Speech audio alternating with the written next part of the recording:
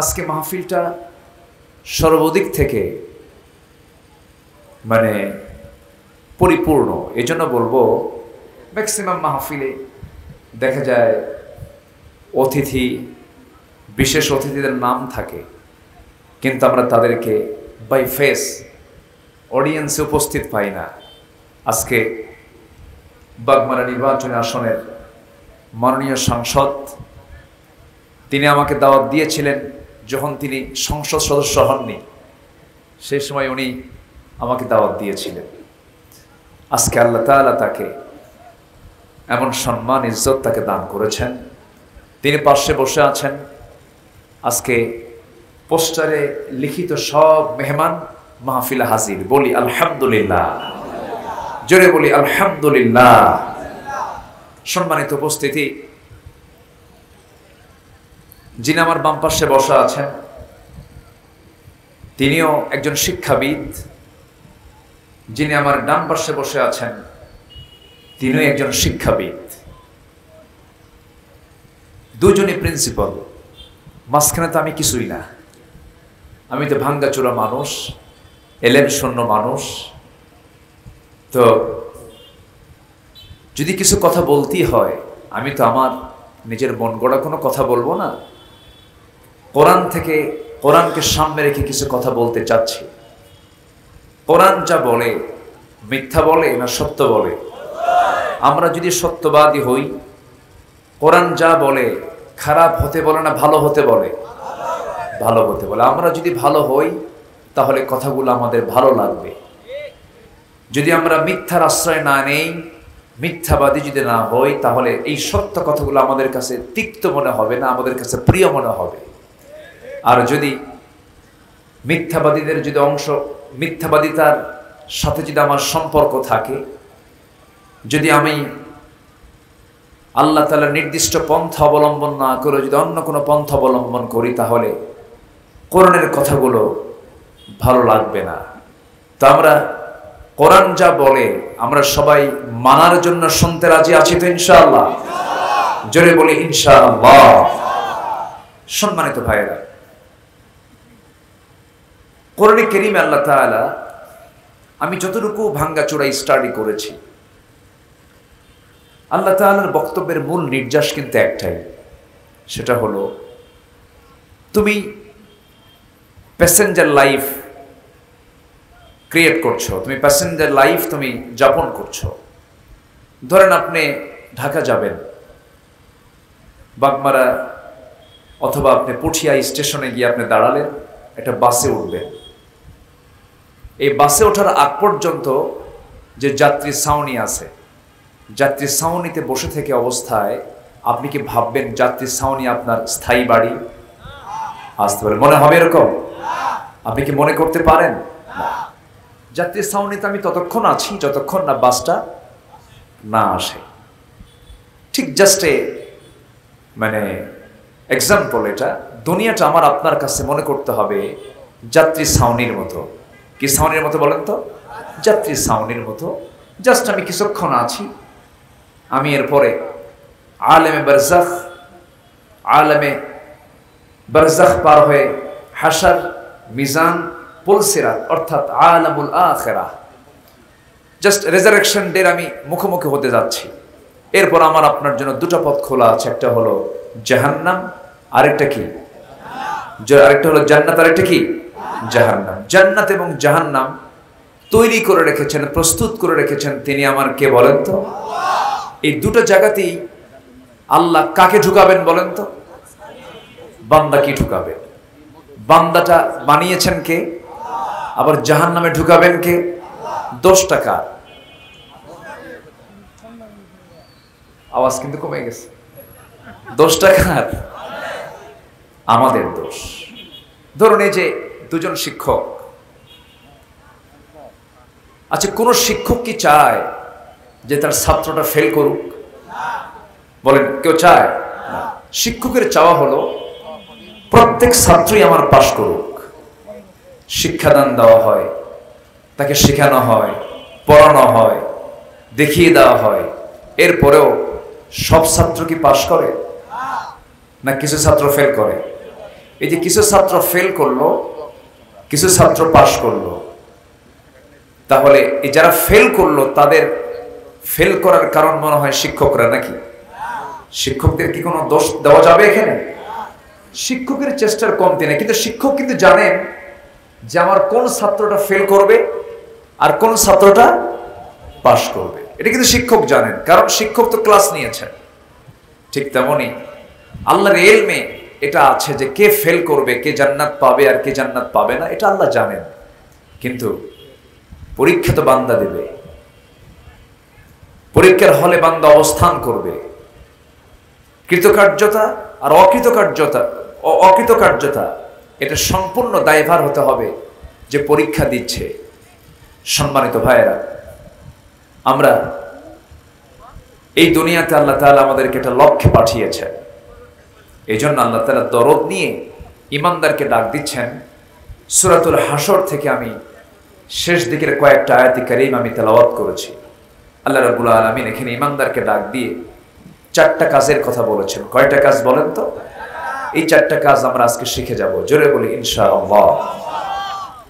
ইমানদারকে ডাক দিচ্ছেন আল্লাহ রাব্বুল আলামিন বলেন, ইয়া আইয়ুহাল্লাযীনা আমানু তাকুল্লাহা ওয়াল তানজুর নাফসুম মা قدمت لغد واتقوا الله إن الله خبير بما تعملون ولا تكونوا كالذين نسوا الله فأنساهم أنفسهم أولئك هم الفاسقون جربوا الله أكبر لا يستوي أصحاب النار وأصحاب الجنة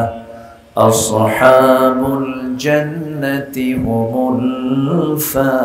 الفائزون جربوا الله أكبر الله رب العالمين ইমানদারকে ডাক দিচ্ছেন, ও বিলিভার্স, ও বিশ্বাসী যারা ঈমান এনেছো, ঈমানের দাবিতে যারা বলিয়ান হয়ে আছো, যারা বলছো আমি ঈমানদার, তাদেরকে আল্লাহ রাব্বুল আলামিন ডাক দিচ্ছেন।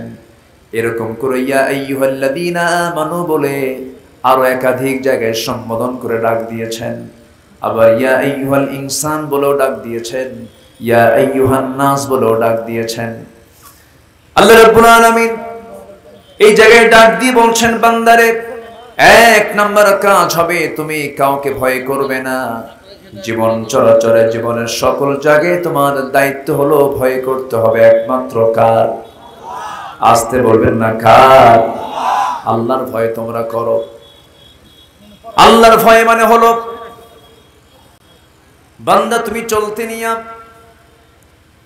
তোমার লাইফ স্টাইল, তোমার জীবন পদ্ধতি, তোমার গোটা জীবনের যে কর্ম পদ্ধতি, এটাকে পরিচালনা করতে গিয়া কারো হুকুম কারো আইন কানুন মেনে চলা যাবে না। প্রত্যেকটা জায়গায় আমি আল্লাহ আমার আইন কানুনকে মেনে চলবে, পদ্ধতিগুলো মেনে চলবে। এটাই হলো আমার প্রতি ভয় দেখা, আমার প্রতি ভয় থাকা, আমার প্রতি সম্মান রাখা। আমি যে তোমার রব, আমি যে তোমার প্রভু, আমি যে হুকুমগুলো করেছি সে হুকুমগুলো তোমার মেনে নেওয়া তোমার জন্য দায়িত্ব।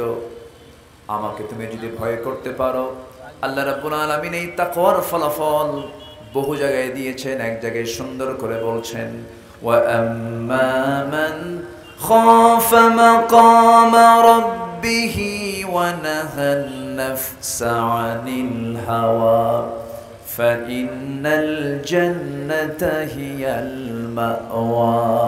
জোরে বলুন আল্লাহু আকবার। আল্লাহ রাব্বুল আলামিন বলেন, যার দিলের মাকামে আমার ভয়টা ইস্তেকামাত হয়ে যাবে, আমার ভয়টা বদ্ধমূল হয়ে যাবে, আমি আল্লাহ রাব্বুল আলামিন ঘোষণা করছি যারা নফসের দাসত্ব না করে আমার গোলামি যারা করবে, আমি আল্লাহ রাব্বুল আলামিন 8টা জান্নাতের অন্যতম একটা জান্নাত, জান্নাতে মাওয়া, আমি তার জন্য বরাদ্দ করে দেব। তাহলে এই দিলে ভয়ে যদি রাখতে হয়, কার ভয়টা রাখবো? আসতে বলবেন না, কার ভয়টা রাখবো? আল্লাহ ছাড়া কাউকে ভয় করা কি জায়েজ আছে নাকি? পৃথিবীর মানুষ কি মানুষকে ভয় করতে পারে? মানুষ ভয় করবে কাকে? আসতে বলবেন না, কাকে? সবচাইতে আমাকে বড় পুরস্কার দিতে পারেন তিনি কে? সবচাইতে বড় ভয়ঙ্কর শাস্তি দিতে পারেন আমাকে তিনি কে? আল্লাহ তাআলা। ইউআযযিবু মান ইয়াশা ওয়া ইয়াগফিরু লিমান ইয়াশা।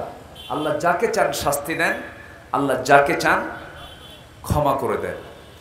এখন বিষয়টা হলো, শাস্তির কিন্তু ক্লাস আছে। যেরকম আপনি একজনকে চপেটাঘাত করলেন, থাপ্পড় মারলেন, থাপ্পড় মারলে কিন্তু আপনার ফাঁসি হবে না, বড় জোর হয়তো এটার জন্য কিছু লঘু শাস্তি আপনার হবে। কিন্তু আপনি একজনকে খুন করে ফেললেন, খুনের শাস্তি আর থাপ্পড় মারার শাস্তি কি একরকম? একরকম না। শাস্তিও কি একরকম না। তো জাগতিক জীবনে বান্দা যার নাম, তার কিছু ভুলভাল হবে, তার কিছু ভুল হয়ে যাবে, ঘটে যাওয়া কিছু ভুল হবে, এটা বান্দার বৈশিষ্ট্য। এটা ফেরেশতার কোনো ভুল হবে না। ফেরেশতার ভুল করার কোনো যোগ্যতাও আল্লাহ দেন নাই। ফেরেশতার ভিতরে কোনো কামনা বাসনা দেননি। সম্পদের মোহ, তারপরে যৌবনের মোহ, নারীর প্রতি টান, অর্থের প্রতি টান, এগুলো ফেরেশতাকে দেওয়া হয়নি। কিন্তু এটা আছে বান্দার মধ্যে। এটা দিয়েছেন কে? আসতে বলবেন না, দিয়েছেন কে? দেওয়ার কারণে বান্দার কিছু ভুল হতে পারে, ভুল হবে। কিন্তু আল্লাহ বলছেন, বান্দা তুমি কি জানো, তোমার ভুল হয়ে যাক, কিন্তু ভুলটা যদি হওয়ার সঙ্গে সঙ্গে তুমি যদি আমার কাছে তওবা করে মাফ চাও, আমি তোমাকে মাফ করে দেব। আস্তে কয় সুবহানাল্লাহ।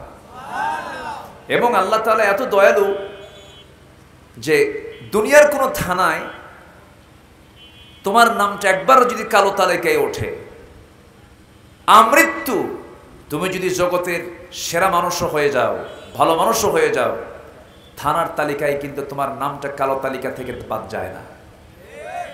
কিন্তু আল্লাহ রাব্বুল আলামিন বলেন, বান্দারে তুই যদি আমার দিকে তওবা করে ফিরে আসিস, ইল্লা মান তাবা ওয়া আমানা ওয়া আমিলা সালিহান ফাউলাইকা ইউবাদদিলুল্লাহু সাইয়্যাতিহিম হাসানাত। জোরে বলুন আল্লাহ, জোরে বলুন আল্লাহু আকবার। যারা তওবা করবে, ঈমান আনবে এবং আমলে সালেহ করবে, ঈমানটাকে আল্লাহ রাব্বুল আলামিন মাঝখানে দিয়েছেন। কারণ আপনি যদি ফিরেই না আসেন, ঈমান তো আপনার থাকবে না। আল্লাহকে তওবার কথা বলেছেন এবং তওবা নামে একটা সূরা আছে না নাই বলেন? আছে। যদি বান্দা তুমি তওবা করে ফিরে আসো, চুরি করেছে আর জীবনে চুরি করব না, জিনা করেছে আর জীবনে জিনা করব না, মিথ্যা সাক্ষী দিয়েছি, মিথ্যা কথা আর জীবনে বলবো না, সাক্ষী আর দেব না, বান্দার হক নষ্ট করেছে, বান্দার হক আর নষ্ট করব না, ধোঁকা দিয়েছে জীবনে আর ধোঁকাবাজি করব না, মামলার রায় উল্টায় দিয়েছি, আমার নিজের মন মতো করেছে আর জীবনে এগুলো করব না। ও আল্লাহ, তোমার পথে আমি ফিরে আসলাম। চোখের পানি বান্দা তুমি যদি ফেলে যদি তওবা করতে পারো, আল্লাহ বলেন, বান্দা তোর চোখের পানি যদি তওবার মধ্য দিয়ে আমার কাছে আসে, যদি 7 সমুদ্রের পানি দিয়া জাহান্নাম কখনো নিভাতে পারবি না, কিন্তু তোর এক ফোঁটা চোখের পানি আমার ভয়ে যদি তুই কাঁদতে পারিস, 7টা জাহান্নামের আগুন আমি তোর এক ফোঁটা চোখের পানি দিয়া মুছাইয়া দেব, নিভিয়ে দেব। আমি তোকে জান্নাত দেব এবং তোর সমস্ত সাইয়্যাতকে, গুনাহগুলোকে হাসানাত দিয়ে মিটাইয়া দেব। আল্লাহু আকবার বলেন। এটা কি আমার কথা, মোল্লার কথা না আল্লাহর কথা? আল্লাহর কথা। শর্ত হলো ফিরে আসতে হবে। কার পথে? আসতে বলবেন না, কার পথে? ফিরে আসার পথ এখন আমাদের সামনে বন্ধ আছে না খোলা আছে? মরার পরে আসতে বলেন, মরার পরে বন্ধ, মরার পরে আর সুযোগ পাবেন না। অতএব খোলা থাকবে ততক্ষণ কি জীবিত আছি, যতক্ষণ আমাকে ফিরে আসতে হবে। তাহলে ভয় করবো আমরা প্রথমে কাকে বলেন তো? আসতে ভয় করব কাকে? আমার জীবনের সকল কাজকর্মের 1 নম্বর রাজসাক্ষী কে? আসতে বলে, রাজসাক্ষী কে? দিনের আলোতে মানুষও দেখে, আল্লাহও দেখেন। রাতের আধারে মানুষ দেখে, কিন্তু কে দেখেন? সন্দেহ লাগে নাকি আপনাদের? দিনের আলোতে আল্লাহ যা দেখেন, রাতের আধারেও তাই দেখেন। আমার জীবনের সবচাইতে বড় রাজ সাক্ষী যদি আমি আল্লাহকে মানাতে পারি, আমার দ্বারা চুল পরিমাণ পাপ কাজ করার কোনো সুযোগ আমার হবে না, ঠিক কিনা? অতএব আল্লাহকে রাজ সাক্ষী বানানোই হচ্ছে আল্লাহর ভয়। আজকে সমাজে হালাল কাজের পরিমাণ বেশি না হারাম কাজের পরিমাণ বেশি? মানবতার পরিবেশ বেশি না হিংসার পরিবেশ বেশি? হিংসা। শিক্ষিত লোকের মাঝেও হিংসা, মূর্খের মাঝেও হিংসা। হিংসা ছাড়া আমার দেশে হিংসারই আবাদ হয়, মানবতার আবাদ নেই বললেই চলে। একজন ভালো চলে, আরেকজন দেখতে পারে না, জলে জলে। আছে না নাই? আছে। একজন উপরে উঠতে নিচ্ছে, তাকে কেমনে নিচে নামায় দেওয়া যায়, হাজারো চেষ্টা চালায়। হিংসার ফলাফল জান্নাত না জাহান্নাম? রাসূল বলেছেন এগুলো হলো আত্মার রোগ, নফসের রোগ আছে মেলাগুলো। এর মধ্যে অন্যতম রোগ হলো হিংসা। যে হিংসুক হয় সে নিজেও সুখী হয় না, সে আত্মতৃপ্তি নিয়ে চলতে পারে না। আর যে মানুষকে মাফ করে দেয়, তার চাইতে সুখী মানুষ পৃথিবীতে আর খুঁজে পাওয়া যায় না। আমার নবীজি একদিন এক সাহাবীকে দেখে বললেন, এই সাহাবীটা জান্নাতি। একদিন না, পরপর 3 দিন বললেন। কয়দিন বললেন? 3 দিন। সাহাবে কেরামকে সাথে নিয়ে বললেন, জানো এই সাহাবী না জান্নাতি। দ্বিতীয় দিন আবার বললেন, এই সাহাবীটা জান্নাতি। তৃতীয় দিন আবার বললেন, এই সাহাবীটা জান্নাতি। আমার নবীজির এই কথা শুনে সাইয়েদনা ওমর ফারুক রাদিয়াল্লাহু তাআলা আনহু তিনি ভাবলেন, আহারে রাসূল তো আমার শানে বলেন না, রাসূল তো অমুকের শানে বলেন না, আমার শানে না বলে এই সাহাবীর শানে পরপর 3 দিন বললেন, আমলটা কি? উনি কাঁদতে কাঁদতে চলে গেছেন তার বাড়িতে। গিয়ে বললেন, ভাইরে নবীজি তোমার জান্নাতের সুসংবাদ এতগুলো সাহাবীর সামনে পরপর 3টা দিন বলে দিলেন, তুমি কি এমন আমল করো আমাকে শেখায় দাও। এবার তিনি বলছেন, ভাই ওমর, আপনার সঙ্গে কি আমার কোনোদিন তুলনা হয় নাকি? আপনি তো জান্নাতের আরেক সুসংবাদ প্রাপ্ত সাহাবী। কিন্তু রাসূল জামার শানে বললেন, কেন বললেন, কি জন্য বললেন আমি নিজেও জানি না, তবে আমার অনেকগুলো ভাঙ্গাচোরা আমলের মধ্যে একটা আমল হলো, আমি যখন রাতের বেলা ঘুমাতে যাই, ঘুমানোর পূর্বে আমি যে দোয়াটা পড়ি, সেই দোয়া পড়ার পূর্বে আমি চিন্তা করি, এই যে সকাল থেকে রাত পর্যন্ত কত লোকের সঙ্গে আমি চলাফেরা করলাম, লেনদেন করলাম, কথাবার্তা বললাম, এই চলাফেরার মাঝে যতগুলো ভুল করে ফেলেছি, যত অপরাধ করে ফেলেছি, এর জন্য আমি আল্লাহর কাছে মাফ চাই। এবং যার প্রতি যত রাগ, ক্ষোভ, যত গোস্বাগুলো আছে, আমি প্রত্যেক মানুষকে নিজের পক্ষ থেকে মাফ করে দিয়ে ঘুমায়া পড়ি। আমার মনে হয় আল্লাহ তাআলা এই জন্যই রাসূলকে দিয়ে আমাকে এই সংবাদটা পাঠায় দিয়েছে। যে মানুষকে মাফ করতে জানে, আল্লাহ তাকে মাফ করতে জানেন। সুবহানাল্লাহ বলবেন না? আপনি প্রতিশোধ নেবেন, প্রতিশোধের মজা হলো কিছুক্ষণ।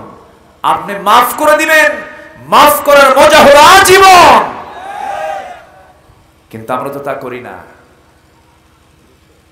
আমরা তা বুঝি না।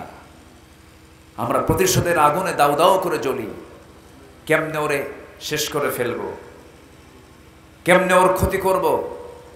আমি কোরআন হাদিস যতটুকু পড়েছি, গোটা কোরআনে আল্লাহ তাআলা যত হুকুম দিয়েছেন, এর মধ্যে সবচেয়ে আমার কাছে মনে হয় সবচেয়ে শ্রেষ্ঠ কাজ হলো যে মানুষ মানুষের কল্যাণে পাশে দাঁড়াতে পারে।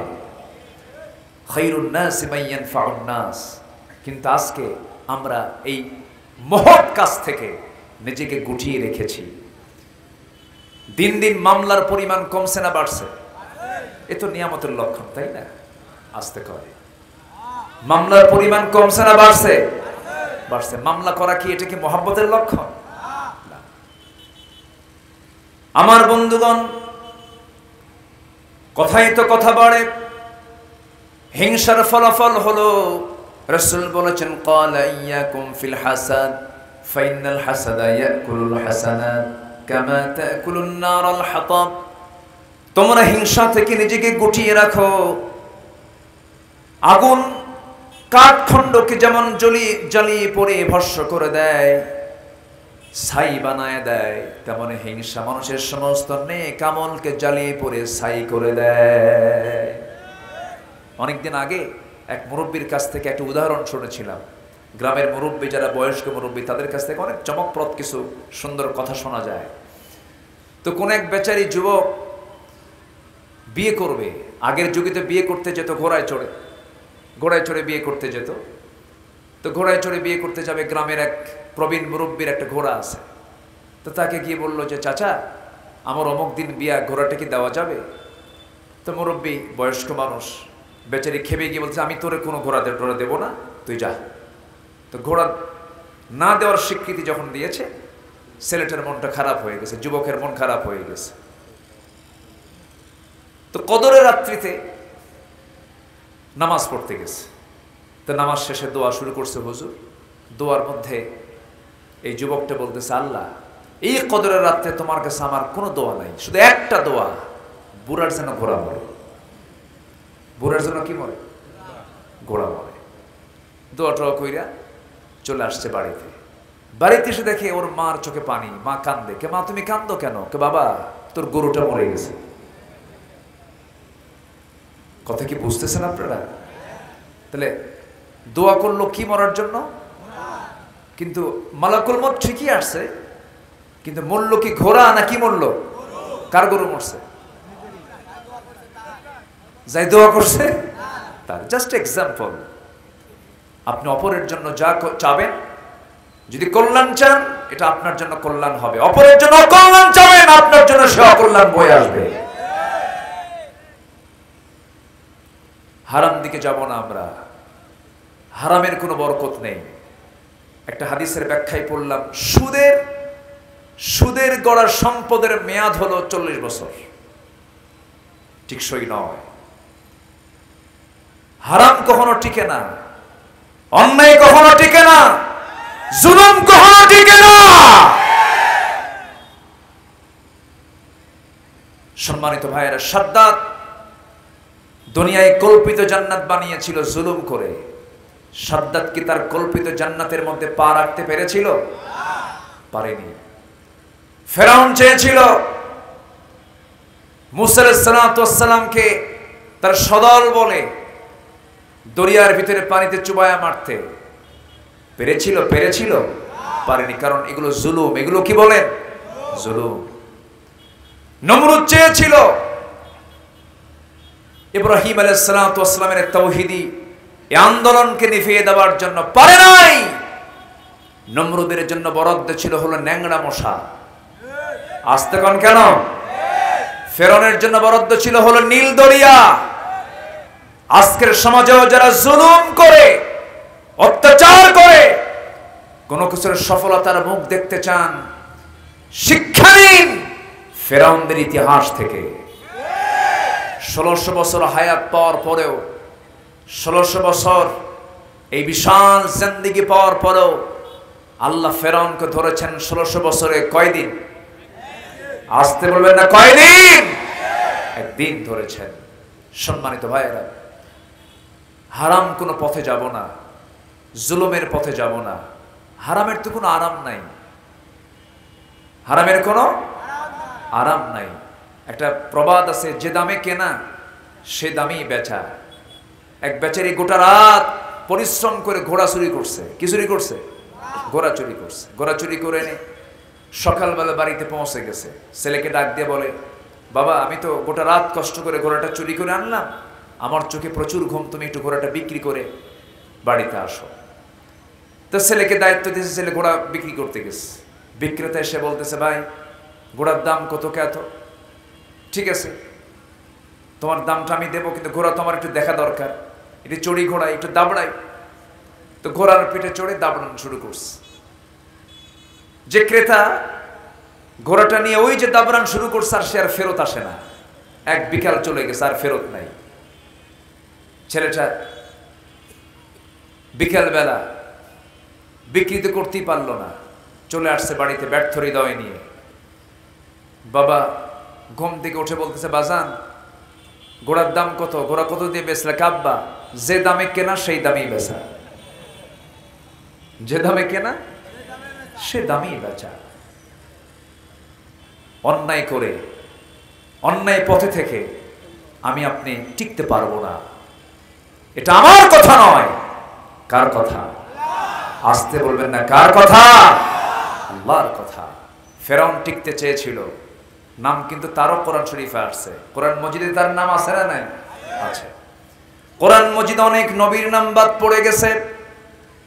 লক্ষ পয়গম্বর আল্লাহ রাব্বুল আলামিন দুনিয়াতে পাঠিয়েছেন, মাত্র 25 জন নবীর নাম কোরআনে উল্লেখ আছে। নবিয়্যিন বলে সম্বোধন করেছেন আল্লাহ, সিদ্দিকিন বলে সম্বোধন করেছেন আল্লাহ। কিন্তু মাত্র 25 জন নবীর নাম আছে, কিন্তু ফেরাউনের নামটা কোরআনে আছে, হামানের নামটা কোরআনে আছে। আমার বন্ধুগণ, কোরআনে কারীমের ভিতরে নমরুদের নাম, নমরুদের ইতিহাস, ফেরাউনদের নাম, ফেরাউনদের ইতিহাস আল্লাহ রাব্বুল আলামিন কোরআনে কারীমের মধ্যে উল্লেখ করেছেন।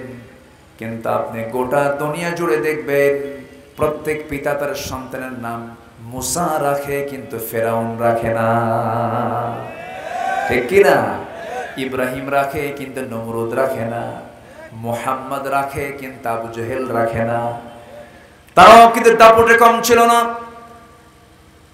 তাদের কিন্তু সমাজে কম প্রভাব ছিল না, কম দাপট ছিল না, কম প্রভাব বিস্তার তারাও করে নাই, কিন্তু কেউ তাদের নাম মহব্বত নিয়ে রাখে না। আমার বন্ধুগণ, এই বাংলার ইতিহাসে মীর জাফরের নাম আছে না নাই বলেন? আপনি বাংলার ইতিহাস যখন পড়তে যাবেন, মীর জাফরের নামটা পড়বেন, আপনি লিখবেন, আপনি আবার সিরাজউদ্দৌলার নামটা আপনি লিখবেন। কিন্তু মীর জাফরকে মানুষ মহব্বত করে না ঘৃণা করে? বলেন, কি করে? কি করে? ঘৃণা করে। কেন? এর কারণটা কি? এর মূল কজটা কি? এর মূল কজ ছিল হলো, মীর জাফর ছিল হলো একজন মুনাফিক চক্রের অন্যতম হোতা। সে ছিল স্বজাতি বিদ্বেষী একজন মানুষ। অর্থাৎ সে তার জাতকে, সে তার গোত্রকে, সে তার নিজের মানুষের সঙ্গে প্রতারণা করেছে, বিশ্বাসঘাতকতা করেছে। এই জন্য ইতিহাসে তার নামটা আছে সুনামে না কুনামে? মানে সুনামে না কুনামে? ভাইরে, দুনিয়ার জনপ্রিয়তা দিয়ে কি করবেন? দুনিয়ার কিছু সুখ শান্তি আর জনপ্রিয়তা তো ক্ষণিকের। আমরা দুনিয়ার মানুষের কাছে জনপ্রিয় না হয়ে আসমানের বাসিন্দাদের কাছে আমরা জনপ্রিয় হব। জোরে বলি ইনশাআল্লাহ। আসমানের বাসিন্দা কারা বলেন? আল্লাহ তো আসেনি, বলেন কারা? বলেন ফেরেশতা। আল্লাহু আকবার। আমি কেন বললাম জানেন? আসমানের বাসিন্দাদের কাছে কেন জনপ্রিয় হব আমরা জানেন?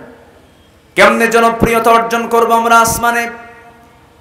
যখন কোনো বান্দা কোন নেক আমল করে, এই নেক আমলের সংবাদ একজন ফেরেশতা আকাশে প্রচার করতে থাকেন, সেই প্রচারের সমস্ত ফেরেশতাদের কানে এই প্রচারটা হয়ে যায়। সমস্ত ফেরেশতাকুল এই প্রচারগুলো শুনে আল্লাহর কাছে বলে, আল্লাহ, অমক বান্দা তোমার প্রশংসা করেছে, তোমার হুকুম আদায় করেছে, তোমার হুকুমটাকে ফলো করেছে। আমরা সবাই তার জন্য দোয়া করি, আল্লাহ তুমি তাকে তোমার পছন্দের বান্দা বানায় নাও। তাহলে আমাদের জন্য আকাশের ফেরেশতাদের ভিতরে কথা হয় কি হয় না? দোয়া হয় কি হয় না? আবার দোয়া যদি হয়, বদদোয়া হয় কি হয় না? হয়। তাহলে আমরা জনপ্রিয় হতে চাই দুনিয়াতে না আসমানে? বলেন কার কাছে, কোথায় কোথায় জনপ্রিয় হতে চাই? আসমানে। এই জন্য ভয় করতে হবে কাকে বলেন তো? 1 নাম্বার, আসতে বলবেন না, কাকে ভয় করতে হবে? আল্লাহকে ভয় করতে হবে। এটা 1 নাম্বার কাজ। উল্লিখিত আয়াতের ভিতরে আমি 4টা বিষয় উল্লেখ করেছি, 4টা হুকুম আল্লাহ রাব্বুল আলামিন বলেছেন। এর মধ্যে 1 নাম্বার হলো তোমরা তাকওয়া অবলম্বন করো, আল্লাহকে তোমরা ভয় করো। আল্লাহ রাব্বুল আলামিন একই কথা এই জায়গায় সুন্দর করে বলছেন, ইয়া আইয়ুহাল্লাযীনা আমানুত্তাকুল্লাহা হাক্কা তুকাতিহি ওয়া লা তামুতুন্না ইল্লা ওয়া আনতুম মুসলিমুন। হে ঈমানদারেরা, তোমরা আল্লাহকে ভয় করার মতো যেমন করে ভয় করা উচিত তেমন করে তোমরা ভয় করো।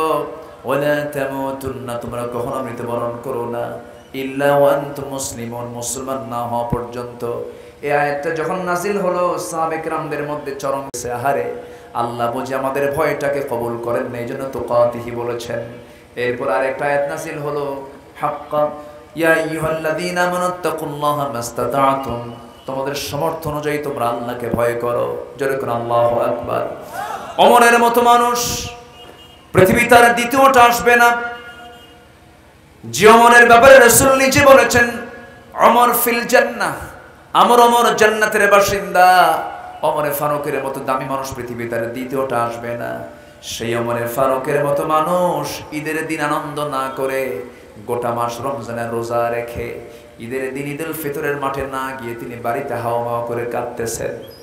অর্ধ দুনিয়ার শাসনকর্তা তাকওয়া কাকে বলে দেখেন, চোখের পানি ফেলে ফেলে কাঁদেন। সমস্ত মুসল্লিরা ঈদগাহে সমবেত হয়ে গেছে, ওমরে ফারুকের আনাগোনা নাই। কয়েকজন মুসলমান গিয়ে, কয়েকজন সাহাবী গিয়ে তার বাড়িতে নক করছেন, ভাই ওমরে ফারুক আপনি কোথায়?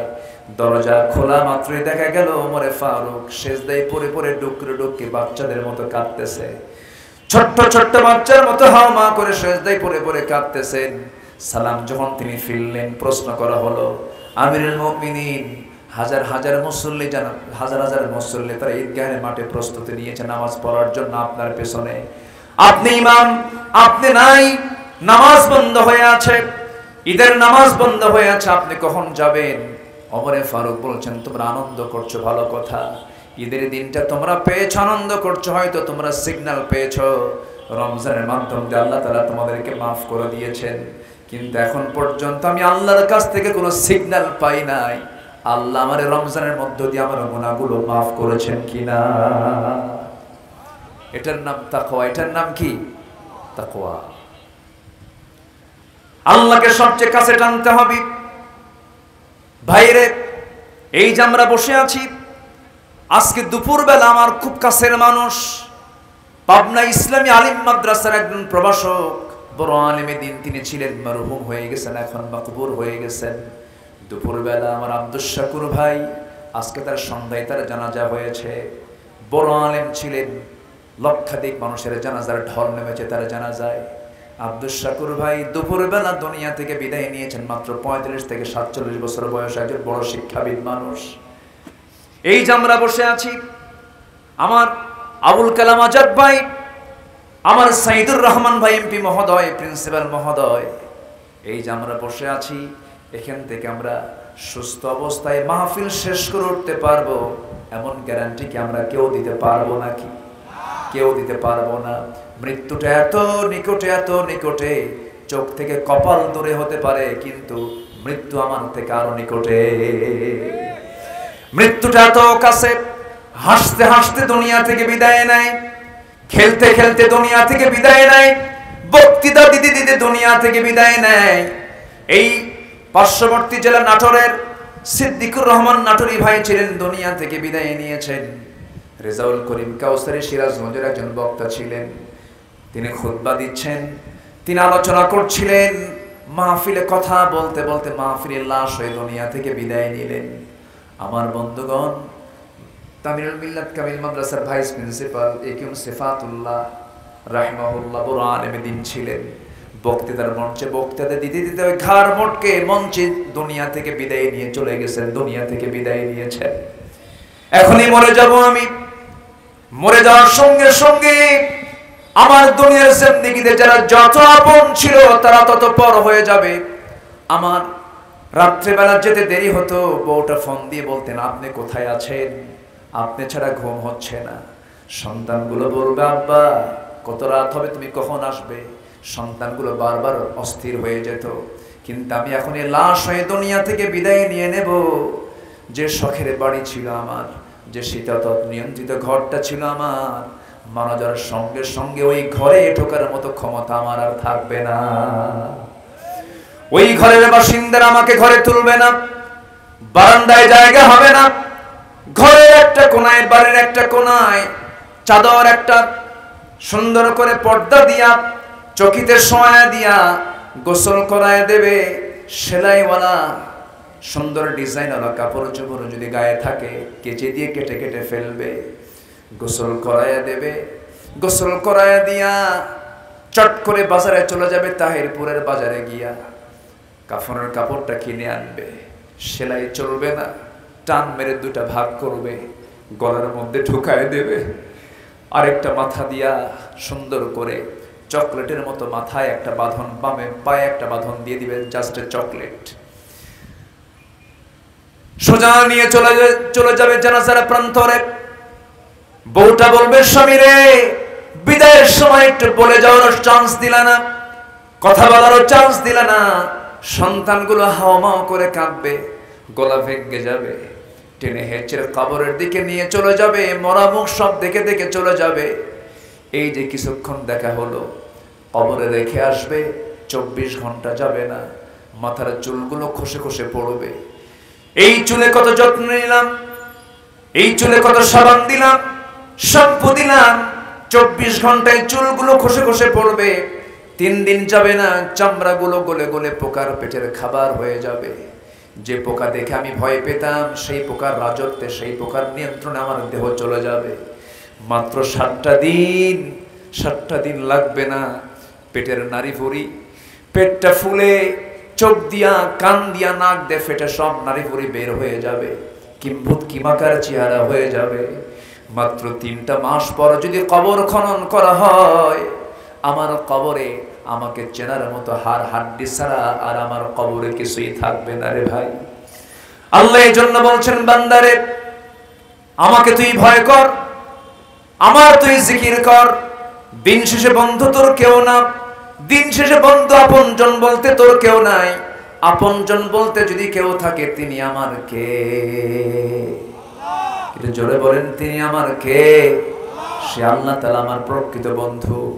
যখন আমার জন্ম হয় নাই, আমার কোনো অস্তিত্ব ছিল না, আমার আব্বা আম্মার তাদের সম্পর্ক হলো, এক ফোঁটা পানি থেকে আল্লাহ তাআলা আমাকে বানায় দিলেন। আল্লাহ বলছেন, তুই কেমন করে অহংকার করিস? আল্লাহ রাব্বুল আলামিন বান্দাকে প্রশ্ন করছেন সূরা দাহরের ভিতরে, হাল আতা আলাল ইনসানি হিনুম মিনাদ দাহরি লাম ইয়াকুন শাইআম মাযকুরা। ও বান্দা, তোমার জীবনে কি এমন একটা সময় আসে নাই যে সময় তোমার কোনো অস্তিত্ব ছিল না, তোমার কোনো পরিচয় ছিল না? আমি তোমাকে পরিচয় দিয়েছি। তোমার মার পেটের ভিতরে আমি আল্লাহ জমাট রক্ত করে, ঝুলন্ত করে, মুদগা করে, আজমা করে, চামড়ার প্যাকেট দিয়া 3 মাস পূর্ণ করার পরে তার মধ্যে রূহটা সঞ্চার করে দিয়েছি।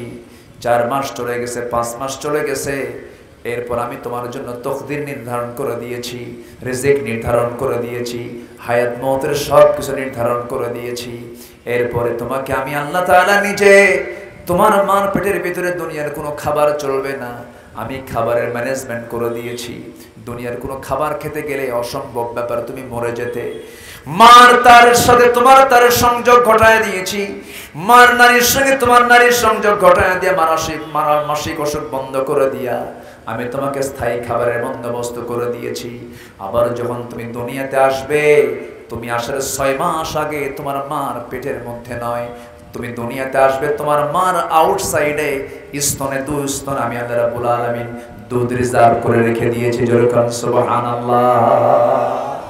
সব ম্যানেজমেন্ট কার? আসতে বলবেন না কার? এইজন্য আল্লাহ রাব্বুল আলামিন আরেক জায়গায় প্রশ্ন করছেন, কাইফা তাকফুরুনা বিল্লাহি ওয়া কুনতুম আমওয়াতান ফাআহয়াকুম সুম্মা ইউমীতুকুম সুম্মা ইউহয়ীকুম সুম্মা ইলাইহি তুরজাউন। বান্দা, তুমি আমাকে কেমন করে স্বীকার করো? তুমি তো মৃত্যু ছিলে, আমি তোমাকে জিন্দা করেছি, আবার তোমাকে মৃত্যু দেব, আবার তোমাকে জিন্দা করব। আমার বন্ধুগণ, আমাকে আপনাকে আবার ফিরে যেতে হবে কার সামনে? আসতে বলবেন না কার সামনে? আমরা আল্লাহর সামনে হাজির হতে চাই বেইজ্জত নিয়া না ইজ্জত নিয়া? বলেন, বেইজ্জত নিয়া না ইজ্জত নিয়া? বাম হাতে আমলনামা নিয়ে না ডান হাতে আমলনামা নিয়া? ডান হাতে আমলনামা নিয়া। আমার বন্ধুগণ, ডান হাতের আমলনামা কিন্তু গাঁজা খাওয়া নয়, ডান হাতের আমলনামা কিন্তু নেশা করা নয়, ডান হাতের আমলনামা কিন্তু বনের সম্পত্তি মেরে খাওয়া নয়, ডান হাতের আমলনামা কিন্তু মানুষের হক নষ্ট করা নয়, ডান হাতের আমলনামা কিন্তু মানুষকে ঠকানো নয়, ডান হাতের আমলনামা কিন্তু সুদের কারবার নয়। ডান হাতের আমলনামা হলো 1 নাম্বার হলো 5 ওয়াক্ত নামাজ পড়া। কার হক আদায় করা? আসতে বলবেন না, কার হক আদায় করা? আল্লাহ রাব্বুল আলামিন রাষ্ট্রীয় ক্ষমতা যারা পাবে, যাদের কণ্ঠবট আইন পাশ হবে, আল্লাহ রাব্বুল আলামিন তাদের জন্য স্পেশাল আয়াত একটা দিয়েছেন। ও দুনিয়ার জীবনে যারা রাজত্ব পেয়েছ, যারা ক্ষমতা পেয়েছ, যারা পাওয়ার পেয়েছ, তোমাদের কাছে আমার 4টা হুকুম দিয়ে দিলাম। তোমরা যখন ক্ষমতা পেয়ে যাবে 4টা বিধান সমাজে চালু করে দেবে। আমি আল্লাহ তাআলা লা ফাতাহনা আলাইহিম বারাকাতিন মিনাস সামাই ওয়াল আরদ, আমি আল্লাহ তাআলা আসমান জমিনের সমস্ত বরকতের দরজা খুলে দেব। শুনবেন শুনবেন শুনবেন, আল্লাহ রাব্বুল আলামিন 4টা হুকুম দিয়েছেন। সেই সমস্ত ব্যক্তিদেরকে আল্লাহ রাব্বুল আলামিন সুন্দর করে বলছেন, আল্লাযীনা ইম্মাক্কান্নাহুম ফিল আরদি আকামুস সালাহ ওয়া আতাফুস যাকাতা ওয়া আমারু বিল মা'রুফি ওয়া নাহাউ আনিল মুনকার ওয়ালিল্লাহি আকিবাতুল উমুর। জোরে বলুন আল্লাহু আকবার। আমি দুনিয়ার জিন্দেগিতে যাদেরকে রাষ্ট্রীয় ক্ষমতা দেব, পাওয়ার দেব, যাদের কণ্ঠবট আইন পাশ হবে, যারা কথা বললে সেই কথাটাই আইন হয়ে যাবে, তাদের জন্য আমি 4টা দফা দিয়ে দিলাম। 14 দফা লাগবে না, 8 দফা লাগবে না, 20 দফা লাগবে না, মাত্র 4টা আইন তারা যেন সমাজে চালু করে দেয়। নাম্বার 1 হলো তারা যেন নামাজ কায়েম করে। তারা যেন কি কায়েম করে? নামাজ কায়েম করে। নাম্বার 2 হলো তারা যেন যাকাত আদায় করে। নামাজটা কার হক? আসতে বলবেন না, কার হক? আমি আজকে খুব ধন্য যে আজকে আমার শ্রোতা মণ্ডলী যারা আছেন, এমপি থেকে শুরু করে সাধারণ মানুষ পর্যন্ত আছেন। আলহামদুলিল্লাহ, জোরে বলি আলহামদুলিল্লাহ। আপনি কি বিরক্ত হচ্ছেন? কষ্ট পাচ্ছেন নাকি আপনারা? আলোচনা চালাই, জোরে বলি ইনশাআল্লাহ। এবং আমি আরো আনন্দিত, বাগমারা উপজেলায় মাহফিল শুরু হলো রাত 1টার দিকে, কিন্তু আজকে এটা একটা আমার কাছে খুব ব্যতিক্রম মনে হলো। আলহামদুলিল্লাহ, বাগমারার ম্যাক্সিমাম মাহফিলও শেষ হয় একদম শেষ রাত্রে, প্রধান বক্তাকে উঠাই হলো শেষে, কিন্তু আজকের মাহফিলটা একটা আদর্শ মাহফিল, যে সুসময়ে শুরু হচ্ছে, সুসময়ে শেষ হবে। জোরে বলি ইনশাআল্লাহ। এখান থেকে যেন আমরা একটা শিক্ষাও নিতে পারি, ঠিক আছে না? জি আলহামদুলিল্লাহ। তাহলে আল্লাহ তাআলা বলছেন, আমি যাদেরকে ক্ষমতা দেব তারা 4টা আইন সমাজে চালু করবে। একটা হচ্ছে আল্লাহর হক। কয় ওয়াক্ত নামাজ? আসতে বলবেন না, কয় ওয়াক্ত নামাজ? সবাইকে নামাজ পড়ি? আসতে সবাইকে নামাজ পড়ি কি? বাৎসরিক, বাৎসরিক, মাসিক, সাপ্তাহিক? তাহলে ইয়ারলিও নয়, মান্থলিও নয়, উইকলিও নয়। আল্লাহ দেখতে চান ডেইলি, দৈনিক 5 ওয়াক্ত নামাজ। আসল মুসল্লি কি ইয়ারলি না ডেইলি? বলেন, বাৎসরিক, বাৎসরিক না দৈনন্দিন? আমরা দৈনন্দিন নামাজ পড়বো। কয় ওয়াক্ত? আসতে বলবেন না, কয় ওয়াক্ত? যদি কারো ফজর দিয়ে দিন শুরু হয়, আল্লাহর কসম করে বলি, ফজর দিয়ে যার দিন শুরু হবে, সেই দিনের সকল কল্যাণ বরকত আল্লাহ তার মধ্যে ঢুকায় দিবে। ফজরের আগ দিয়ে প্রত্যেক বান্দার কাছে শয়তান ওয়াসওয়াসা দেওয়ার জন্য আসে। সহিহ হাদিস, কিন্তু আমি বানিয়ে বলছি না।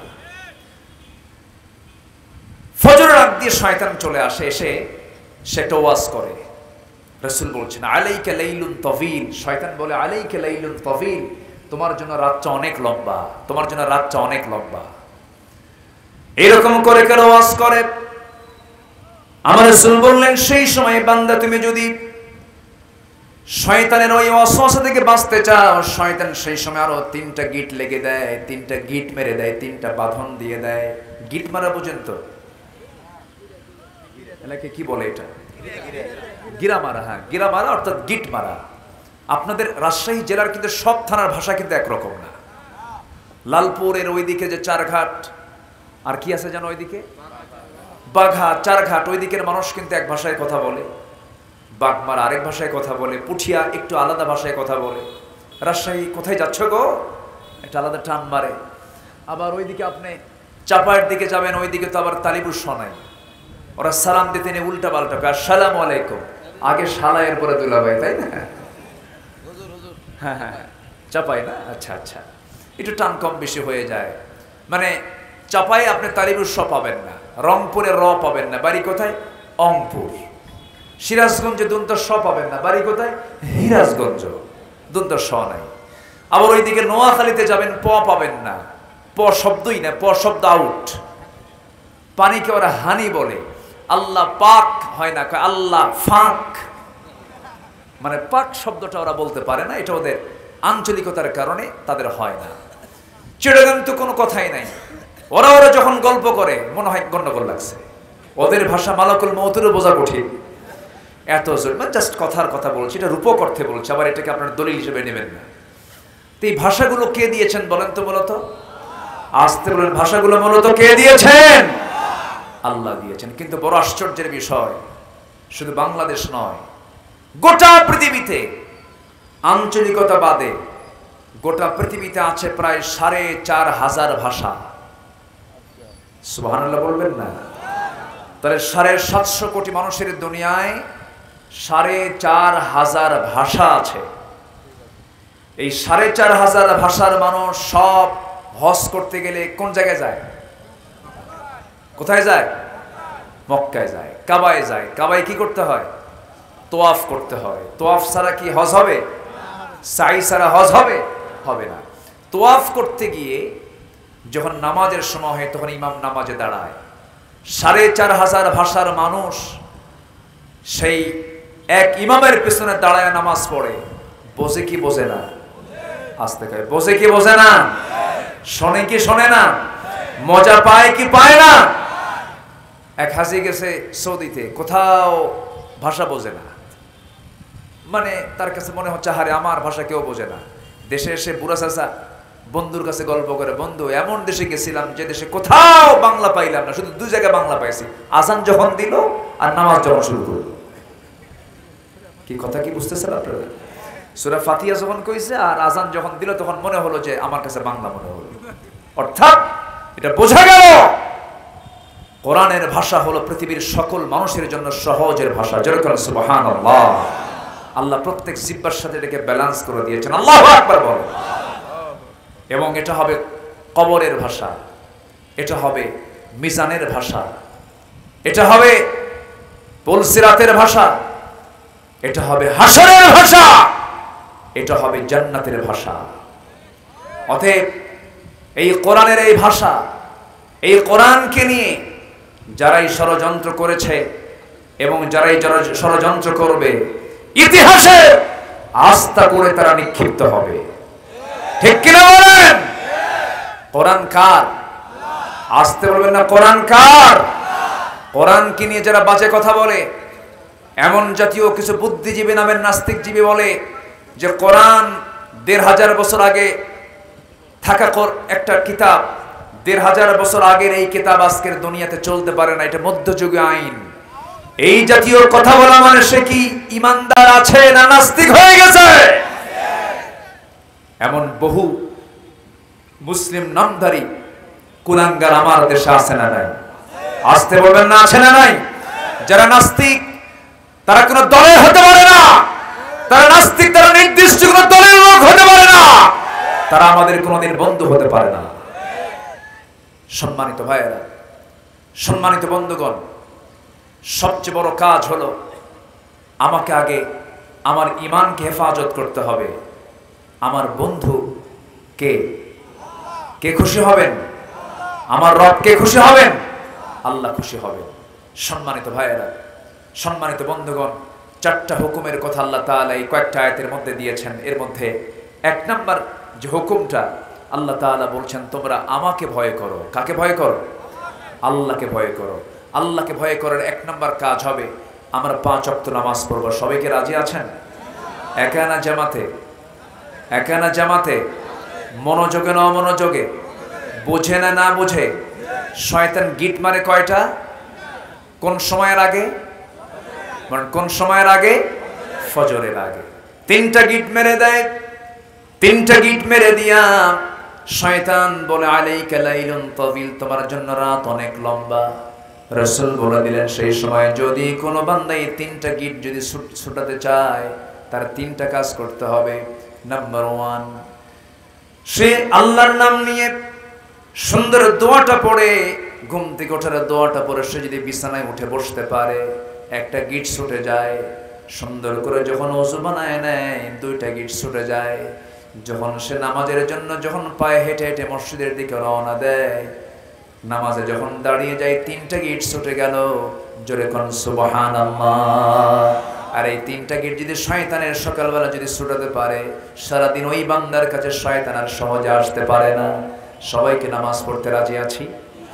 5 ওয়াক্ত নামাজ পড়বেন কারা কারা একটু হাত তুলে দেখান তো দেখি। সবাইকে রাজি আছেন? জোরে বলি ইয়া আল্লাহ, আরো জোরে ইয়া আল্লাহ। আমাদেরকে 5 ওয়াক্ত সালাত আদায় করার তৌফিক তুমি আল্লাহ দিয়া দাও। জোরে বলি আমিন, আরো জোরে আমিন, আরো জোরে আমিন। আল্লাহ মুসল্লি দেখতে চান ইয়ারলি না ডেইলি, মান্থলি না ডেইলি? বলেন বলেন কি? ডেইলি। নামাজ হবে কয় ওয়াক্ত? 5 ওয়াক্ত। আমরা পড়বো, জোরে বলি ইনশাআল্লাহ। ভয় করব কাকে? আসতে বলে না, ভয় করব কাকে? ভয়টা কি জানেন? সাইয়েদনা ওমর ফারুকের নাম সবাই শুনছেন তো? ওমর ফারুকের নাম কয় নাম্বার খলিফা? বলেন কয় নাম্বার? ইসলামের খলিফা কয়জন? বলেন কয়জন? 4 জন। এর মধ্যে 2 নাম্বার কে? 1 নাম্বার আবু বকর। এগুলো কি মুসলমানদের জানা কম দরকার না বেশি দরকার? বেশি দরকার। ইসলামের চর্চা, ইসলামের যে কালচারগুলো, এগুলো জানা দরকার আমাদের। অনেকদিন আগে এক মাহফিলে বললাম ওমর ফারুককে চিনেন কে? সামনে থেকে একটা ছোট্ট ছেলে দাঁড়ায় বলে, হুজুর আমি চিনি। কে? আমাদের বাড়ির দোতলায় ভাড়া থাকে। মানে ও ছোট মানুষ তো, ওর ব্রেনে যা আসছে। আমি বললাম তুমি 100-তে 100 পাইছো। সাইয়েদনা ওমর সে ওমর নয়, অর্ধ দুনিয়ার শাসন করত, অর্ধ দুনিয়া। যাকে দেখে রোম পারস্য থরথর করে কাঁপত, যিনি গোটা অর্ধ দুনিয়া শাসন করেছেন, তার যে এরিয়াটা ছিল এখন প্রেজেন্ট ওয়ার্ল্ডে, তাতে 40টা রাষ্ট্র গঠিত হয়েছে। কয়টা রাষ্ট্র? 40টা রাষ্ট্র। সাইয়েদনা ওমর ফারুক রাদিয়াল্লাহু তাআলা আনহু। তাকওয়া কাকে বলে দেখেন। তিনি একদিন তার পরিবারের জন্য কলসিতে করে কূপ থেকে পানি তুলে মাথায় করে আনতেছেন। কিসে করে? মাথায় করে, কলসিতে করে মাথায় করে নিয়ে আসতেছেন। হঠাৎ করে একজন প্রশ্নকারী তার সামনে দাঁড়ায় গেল। দাঁড়িয়ে গিয়ে বলতেছে, খলিফা ওমর ফারুক, আমার একটা জিজ্ঞাসা ছিল। বলো। কে? মাথায় কলসি, আমি জিজ্ঞাসা করি কেমনে, দয়া করে মাটিতে নামান।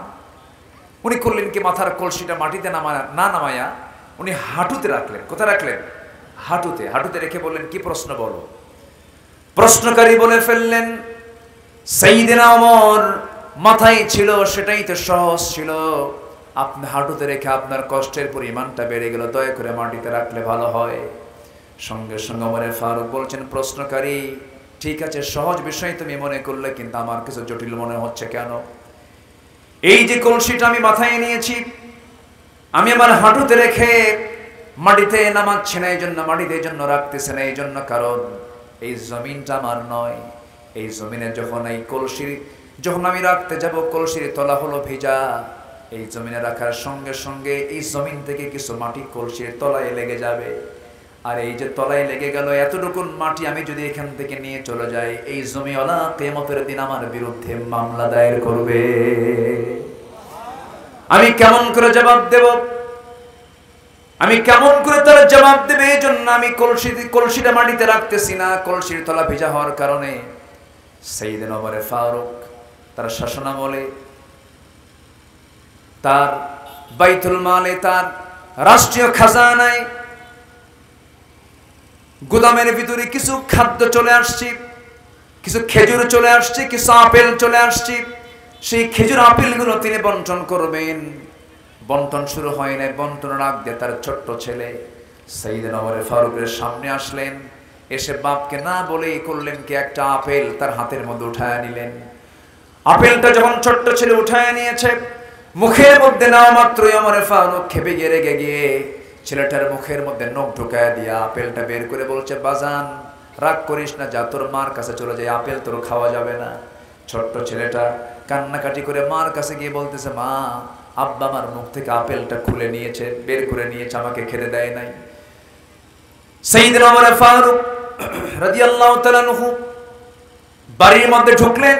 ঢোকা মাত্র স্ত্রী বলছেন, স্বামী আমার, খলিফাতুল মুসলিমিন, আপনি মন খারাপ করবেন না, বিচার সঠিক করবেন, ভালো কথা, কিন্তু ছোট্ট এই বাচ্চাটা একটা আপেল নহে মুখে দিয়েছে, সে আপেলটা মুখ থেকে বের করার কি দরকার ছিল?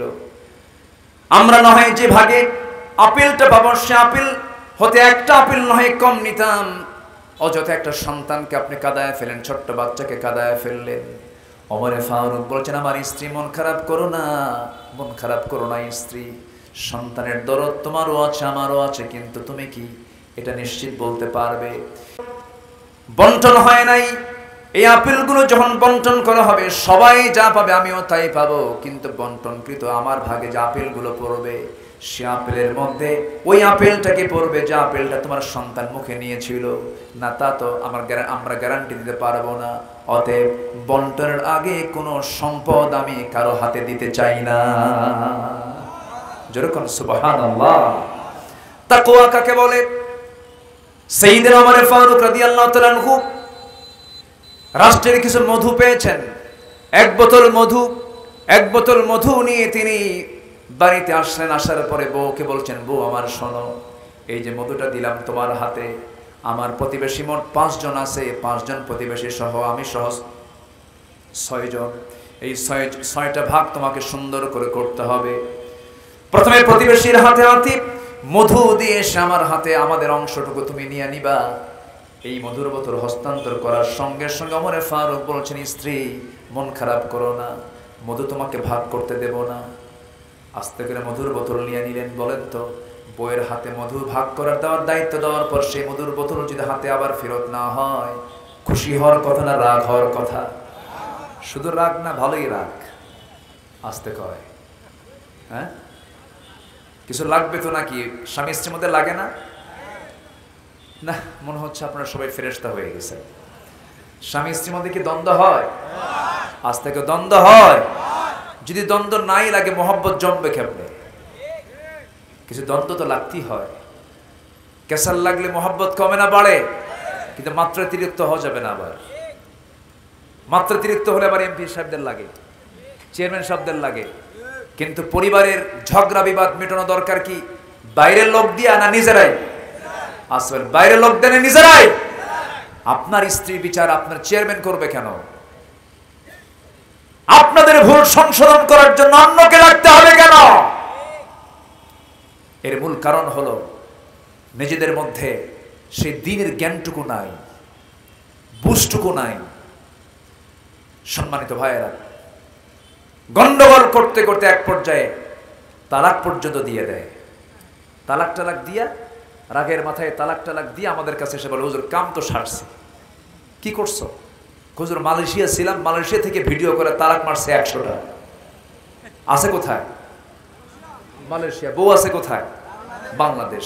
দেখেন তো কত হাজার মাইল দূরে ভিডিও কলে ফোন দিতে দিতে রাগ উঠছে। তালাক দিয়ে বলে, হুজুর কাম সারছে হুজুর, হুজুর আমার মেয়ে বাচ্চা আছে, ছেলে বাচ্চা আছে, হুজুর রাগের মাথায় তালাক দিছে। হুজুর একটা ফতুয়া জিজ্ঞাসা, কি রাগের মাথায় তালাক দিলে কি তালাক হয়? দেখছেন কি ফতুয়াটা জিজ্ঞাসা করলো।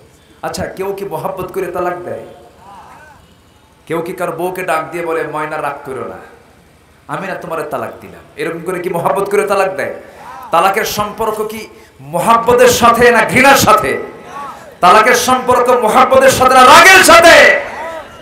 রাগের সাথে। অসংখ্য পরিবার আছে তালাক দিয়া আবার সেই বউকে নিয়ে সংসার করে, মানে জিনার সংসার বানায় ফেলেছে তারা। ঠিক কিনা? ভুল বলছি? আমি ভুল বলছি? এই রাগারাগি আল্লাহ পছন্দ করেন না। কিছু খুনসুটি হয়, কিছু অভিমান হয়, কিছু রাগ হয়, কিন্তু বউকে পিটানো তো সুন্নতে মুআক্কাদা। সবাই মুসকে মুসকে হাসে। এখানে বউ পেটার স্বামী নাই তো নাকি? এত আছে, কাম সারছে। হ্যাঁ, এখানে বউ বেটার স্বামী আছে নাকি? নাই। মান সম্মান আছে না? মনে করবো নাই। যদি থাকেও যৎকিঞ্চিত থাকলে আজকের থেকে সংশোধন হয়ে যাবেন। আমার নবীজি কোন স্ত্রীকে মেরেছেন এমন কোন হাদিস, একটা দুর্বল হাদিসে কেউ দেখাতে পারবে না, কেউ দেখাতে পারবে না। আমার নবীজি 4 স্ত্রীর সামনে একদিন বসা। কয় স্ত্রীর সামনে? 4 স্ত্রী। আচ্ছা, এক স্ত্রী পালা সহজ না 4 স্ত্রী পালা সহজ? হ্যাঁ, একটা। 4 স্ত্রী পালা কি কঠিন না?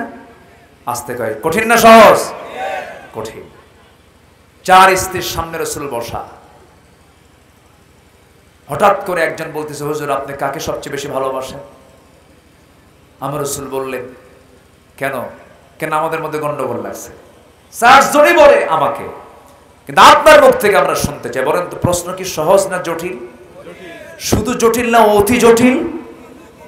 অতি জটিল। আমার রাসূল বললেন, শোনো, তোমরা আমাকে যে প্রশ্ন করছো এটার জবাব আমি আগামীকালকে সকালবেলা দিয়ে দেবো, যাও। 4 জনকে ঘরে পাঠায় দিলেন। আমার নবীজি করলেন কি, সন্ধ্যা হয়ে গেল, হাতের মধ্যে 8টা খেজুর নিলেন, 2টা করে প্যাকেট করলেন, 2টা করে খেজুর বরাদ্দ করলেন। প্রথমে আম্মা জান আয়েশার ঘরে ঢুকে বললেন, আয়েশা আমি তোমাকে দারুণ ভালোবাসি, আমি তোমাকে মহব্বত করি, আমি তোমাকে 2টা খেজুর মহব্বত করে দিয়ে গেলাম, কিন্তু তোমাকে 2টা খেজুরও যে দিয়ে গেলাম এই কথা যেন অন্য কোনো স্ত্রীর কানে না যায়, সাবধান। দ্বিতীয় স্ত্রী ঘরে গিয়ে এরকম কথাই বললেন, 2টা করে খেজুর দিলেন। 4 স্ত্রী ঘরে গেলেন, সমান করে হক আদায় করলেন, সুন্দর করে মিষ্টি কথা বললেন। এরপরে তিনি চলে আসলেন। পরের দিন সকালবেলা বুক ভরা আশা নিয়ে 4 জনই নবীর সামনে গিয়ে দাঁড়াইছে। এবার প্রশ্ন করছে, হুজুর আপনি আজকে জানাতে চেয়েছেন আপনি কাকে সবচেয়ে বেশি ভালোবাসেন? রাসূল বলেন, গত রাত্রিতে আমি যাকে লুকোচুরি করে 2টা খেজুর দিয়ে আসছি আমি তাকেই সবচেয়ে বেশি ভালোবাসি। যা, সুবহানাল্লাহ বলবেন না? Manage marriage life, manage life, marriage life, manage life. বিবাহিত জীবন হলো ম্যানেজ করার লাইফ। তাকে বুঝাতে হবে। বুদ্ধি বেশি কার, নারীর না পুরুষের? আসতে কয়, এটা কি আমার কথা? কার কথা? আসলে কার কথা? সাক্ষী যদি নিযুক্ত করা হয়, ইসলাম বলে পুরুষ যদি হয় 1 জন, নারী হবে কয়জন? কেন? আল্লাহ তো 2 জন নাও বলতে পারতেন, 1 জনও বলতে পারতেন। আল্লাহ জানেন যে সাক্ষী মেয়েদের কয়জন লাগবে, আল্লাহ ভালো করে জানেন। আমার রাসূল একদিন বলছেন, তোমাদের মধ্যে তোমরা যারা নারী আছো বেশি করে দান করো, তাসাদ্দাক না, তোমরা বেশি করে দান করো। কেন? তোমাদের মধ্যে 2টা ঘাটতি আছে, একটা হচ্ছে ইলমের ঘাটতি, আরেকটা হচ্ছে ইবাদতের ঘাটতি। ইবাদতের ঘাটতি হলো পুরুষরা সারা মাস নামাজ পড়তে পারে, মেয়েরা পারে? আসতে পারে, মেয়েরা পারে। এটা মাফ করে দিয়েছেন কে? কিন্তু লস আছে না নাই? আসতে কয়, লস আছে না নাই? সে লস কি আমাদের আছে? সে ঘাটতি আমাদের আছে না? তোমাদের আছে ইলমের ঘাটতি। কেন? মহিলা সাহাবীরা বললেন, ইয়া রাসূল কেন? রাসূল বললেন, পুরুষ সাক্ষী হলো 1 জন, নারী সাক্ষী কয়জন? 2 জন। মেডিকেল সায়েন্স বলছে পুরুষের ব্রেনের সেল হলো 49টা, মেয়েদের ব্রেনের সেল হলো 39টা। 10টা কম। দোষ কার? আল্লাহ। আল্লাহর কাছে দোষ, আল্লাহর দোষ। বুদ্ধি যদি সমান হয় কেউ কাউকে দাম দেবে না তো?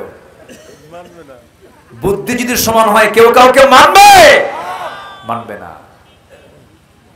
শোনেন, আপনার বউ যত বড় শিক্ষিত হোক না কেন, যত বড় দায়িত্বশীল হোক না কেন, আপনার কাছে আপনার স্ত্রীর কাছে যখন কোনো বান্ধবী আসবে তখন সোজা গিয়ে আগে তার রান্নাঘর দেখাবে। রান্নাঘর দেখায় বলবে, বোন দেখো তো আমার রান্নাঘরটা কেমন হয়েছে। ঠিক আছে না? আল্লাহ তাআলা মেয়েদেরকে একটা প্রকৃতি দিয়েছেন, একটা নেচার দিয়েছেন। পরিচালক হবে নারী না পুরুষ? আসতে বলে, আরো জোরে, আরো জোরে। পুরুষ। আর রিজালু কাওয়ামুনা আলান নিসা। আছে না নাই? কোরআনের সরাসরি আয়াত, আর রিজালু কাওয়ামুনা আলান নিসা, নারীর পরিচালক পুরুষ হবে। হজে যদি কোনো মহিলা একা যেতে চায় হবে হজ, সাথে কে যাবে? পরিচালক। কে যাবে? পরিচালক। কে যাবে? স্বামী, ভাই, বাবা, চাচা, মামা, ছেলে, ভাতিজা, ভাগিনা, যে কোনো পুরুষকে, তার মহরম একজন পুরুষকে সাথে নিতে হবে, নচেত তার হজের মতো ফরজ ইবাদত কবুল হবে না, হবে না, হবে না। ঠিক কিনা? তাহলে পরিচালনার দায়িত্ব আল্লাহ তাআলা দিয়েছেন নারীকে না পুরুষকে? জোরে কোন, নারীকে না পুরুষকে? এখন চালায় কারা? আলহামদুলিল্লাহ। নাকি রাগ করতেছেন নাকি? আচ্ছা, নামাজে দাঁড়াবেন আপনি, ইমাম হবে কে? আজ থেকে স্বামী হবে না স্ত্রী হবে? স্বামী হবে। আমার বন্ধুগণ, কথার তো কোনো থা নাই, বহুদিকে কথা চলে যায়। সাইয়েদনা ওমর ফারুকের মতো মানুষ মনে আছে আপনাদের? ওমর ফারুকের মতো মানুষ বউয়ের সামনে থেকে যখন মধুর বোতলটা টান দিয়েছেন, বউটার মন খারাপ, স্বামী আমাকে মাইন্ড করলো, স্বামী আমাকে সন্দেহ করলো, আমি ওজনে কম দেব মনে হয়, মনক্ষুণ্ণতা নিয়ে কথা বলা বন্ধ করে দিয়েছেন।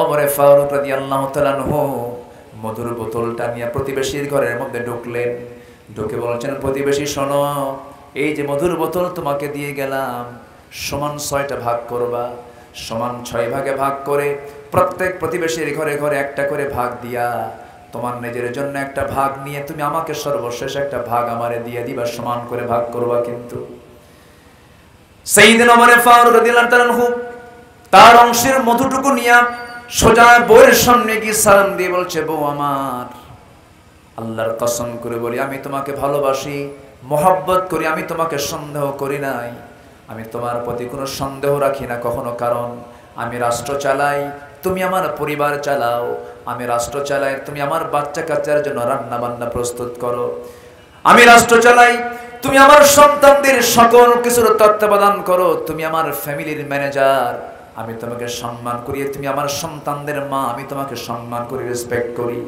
কিন্তু তুমি আমার প্রতি যদি সন্দেহ করো, ভুল ধারণা হবে। কিন্তু না না, আমার স্ত্রী শোনো, এই মধুর বোতলটা আমি তোমাকে দিয়েছিলাম ভাগ করার জন্য, পরক্ষণেই মনে হলো এই মধুর বোতলটা আমি তোমাকে যদি ভাগ করতে দেই, তুমি সমান ভাগে ভাগ করবে, কিন্তু মধু তো তরল জিনিস, এই তরল জিনিস যখন তুমি ভাগ করতে যাবে, সমান ভাগে ভাগ করলেও মধু ভাগ করতে নিয়ে 2 ফোঁটা হোক 3 ফোঁটা হোক মধু তোমার নখের সঙ্গে লেগে যাবে।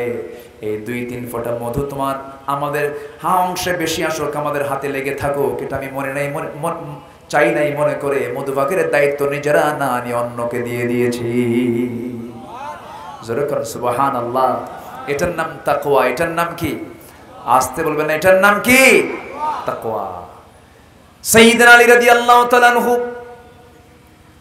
সাইয়েদনা আলী রাদিয়াল্লাহু তাআলা আনহু শীতের ভিতরে, প্রচন্ড শীত, আরব গালফের ভিতরে মাসে বছরে 1 মাস 2 মাস প্রচন্ড শীত থাকে। প্রচন্ড শীতের মধ্যে রাষ্ট্রের কিছু কম্বল তার কাছে জমা হলো, শত শত নয়, হাজার হাজার কম্বল। পার্শ্বে কম্বল রেখে সাইয়েদনা আলী থরথর করে কাঁপতেছেন। বলা হলো, আলী, পার্শ্বে কম্বল, তুমি হলে প্রথম একজন নাগরিক, ফার্স্ট ক্লাস নাগরিক, প্রথম নাগরিক এই রাষ্ট্রের। এতগুলো কম্বল থাকার পরও তুমি থরথর করে কাঁপতেছো, একটা কম্বল তুমি তোমার ভাগে পাবেই, তুমি কম্বলটা নিয়ে গায়ে দাও। তিনি বলছেন, বন্টন হয়েছে নাকি? না, বন্টন হয় নাই।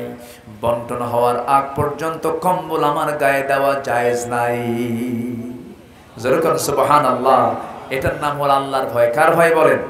আসতে বলবেন না, কার ভয়? আল্লাহর ভয়। সাইয়েদনা ওমর ফারুকের শাসনামলে সাঈদ বিন আমির নামে একজনকে সাইয়েদনা ওমর ফারুক একটা অঞ্চলের গভর্নর করেছিলেন, হিমসের গভর্নর করেছিলেন। হিমসের গভর্নর করে পাঠালেন, 1 বছর দায়িত্ব পালন করলেন। কয় বছর? 1 বছর। সাইয়েদনা ওমর ফারুকের কাছে হিমসের এলাকার লোকজন গিয়ে বলল, ওমর, এমন একজন গভর্নর দিয়েছেন, এটা চলবে না, এটা অচল, আপনি তাকে তলব করুন। আমরা তার গভর্নরের দায়িত্ব আমরা মেনে নিতে পারছি না। তার মধ্যে আমরা বেশ 3 থেকে 4টা দোষ পাচ্ছি। কি কি দোষ বলো তো?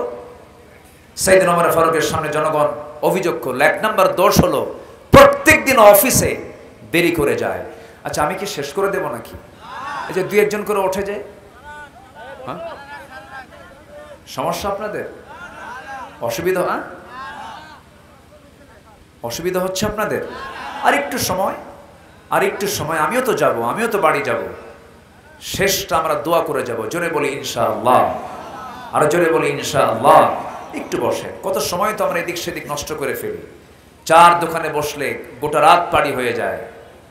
রাত 3টার দিকে ব্রাজিল আর্জেন্টিনার খেলা হলে 3টার দিকে, আড়াইটার দিকে ওটা উজু করে তাহাজ্জুদ পড়ে কয় আল্লাহ আমার দল যেন জিতে, এরপরে খেলায় বসে। কত সময় আমরা নষ্ট করি। একটু বসেন না, একটু বসেন। হিমসের গভর্নর সাইদ বিন আমিরের বিরুদ্ধে জনগণকে রিপোর্ট করছে খলিফার কাছে। 3টা দোষ তার মধ্যে আমরা পেয়েছি। নাম্বার 1 হলো অফিসে যেতে দেরি করেন। নাম্বার 2 হলো সপ্তাহে একদিন তিনি অফিসে যান না। নাম্বার 3 হলো মাঝে মাঝে অফিসের ভিতরে মৃগী রোগীর মতো অজ্ঞান হয়ে পড়ে থাকে। এই 3টা অভিযোগ যখন দেওয়া হলো, ওমরে ফারুকের কানে যখন সংবাদটা চলে গেল, দ্রুত সংবাদ পাঠালেন, সাইদ বিন আমির, জনগণ তোমার বিরুদ্ধে কিছু অভিযোগ আমার দরবারে দিয়ে গেছে, আমার দফতরে দিয়ে গেছে, তুমি আমাকে এই প্রশ্নের জবাবগুলো দেবে, আসো তাড়াতাড়ি। সাইদ বিন আমির যখন রওনা দিলেন, খলিফা ওমর ফারুকের সামনে গিয়ে দাঁড়ালেন। যারা সত্যবাদী, স্পষ্টবাদী, যারা হকের পক্ষে থাকে, তাদের কি কোনো ভয় আছে নাকি? তাদের ভয় শুধু একমাত্র কার ভয়? আল্লাহর ভয়। সামনে গিয়ে দাঁড়ালেন। দাঁড়ানোর সঙ্গে সঙ্গে ওমর ফারুক বলছেন, তোমার বিরুদ্ধে জনগণ কিছু অভিযোগ দিয়েছে। কি অভিযোগ বলুন, আমাকে শোনায় দেন। নাম্বার 1, তুমি অফিসে দেরি করে যাও। প্রত্যেক দিন তোমার অফিসে যেতে দেরি হয়। সপ্তাহে তুমি একদিন অফিসে যাও না। মাঝে মাঝে তুমি মৃগী রোগীর মতো অজ্ঞান হয়ে তুমি অফিসে পড়ে থাকো। এগুলোর কারণটা কি? তুমি এগুলোর জবাব না দিলে তোমার জন্য বড় শাস্তির ব্যবস্থা আছে।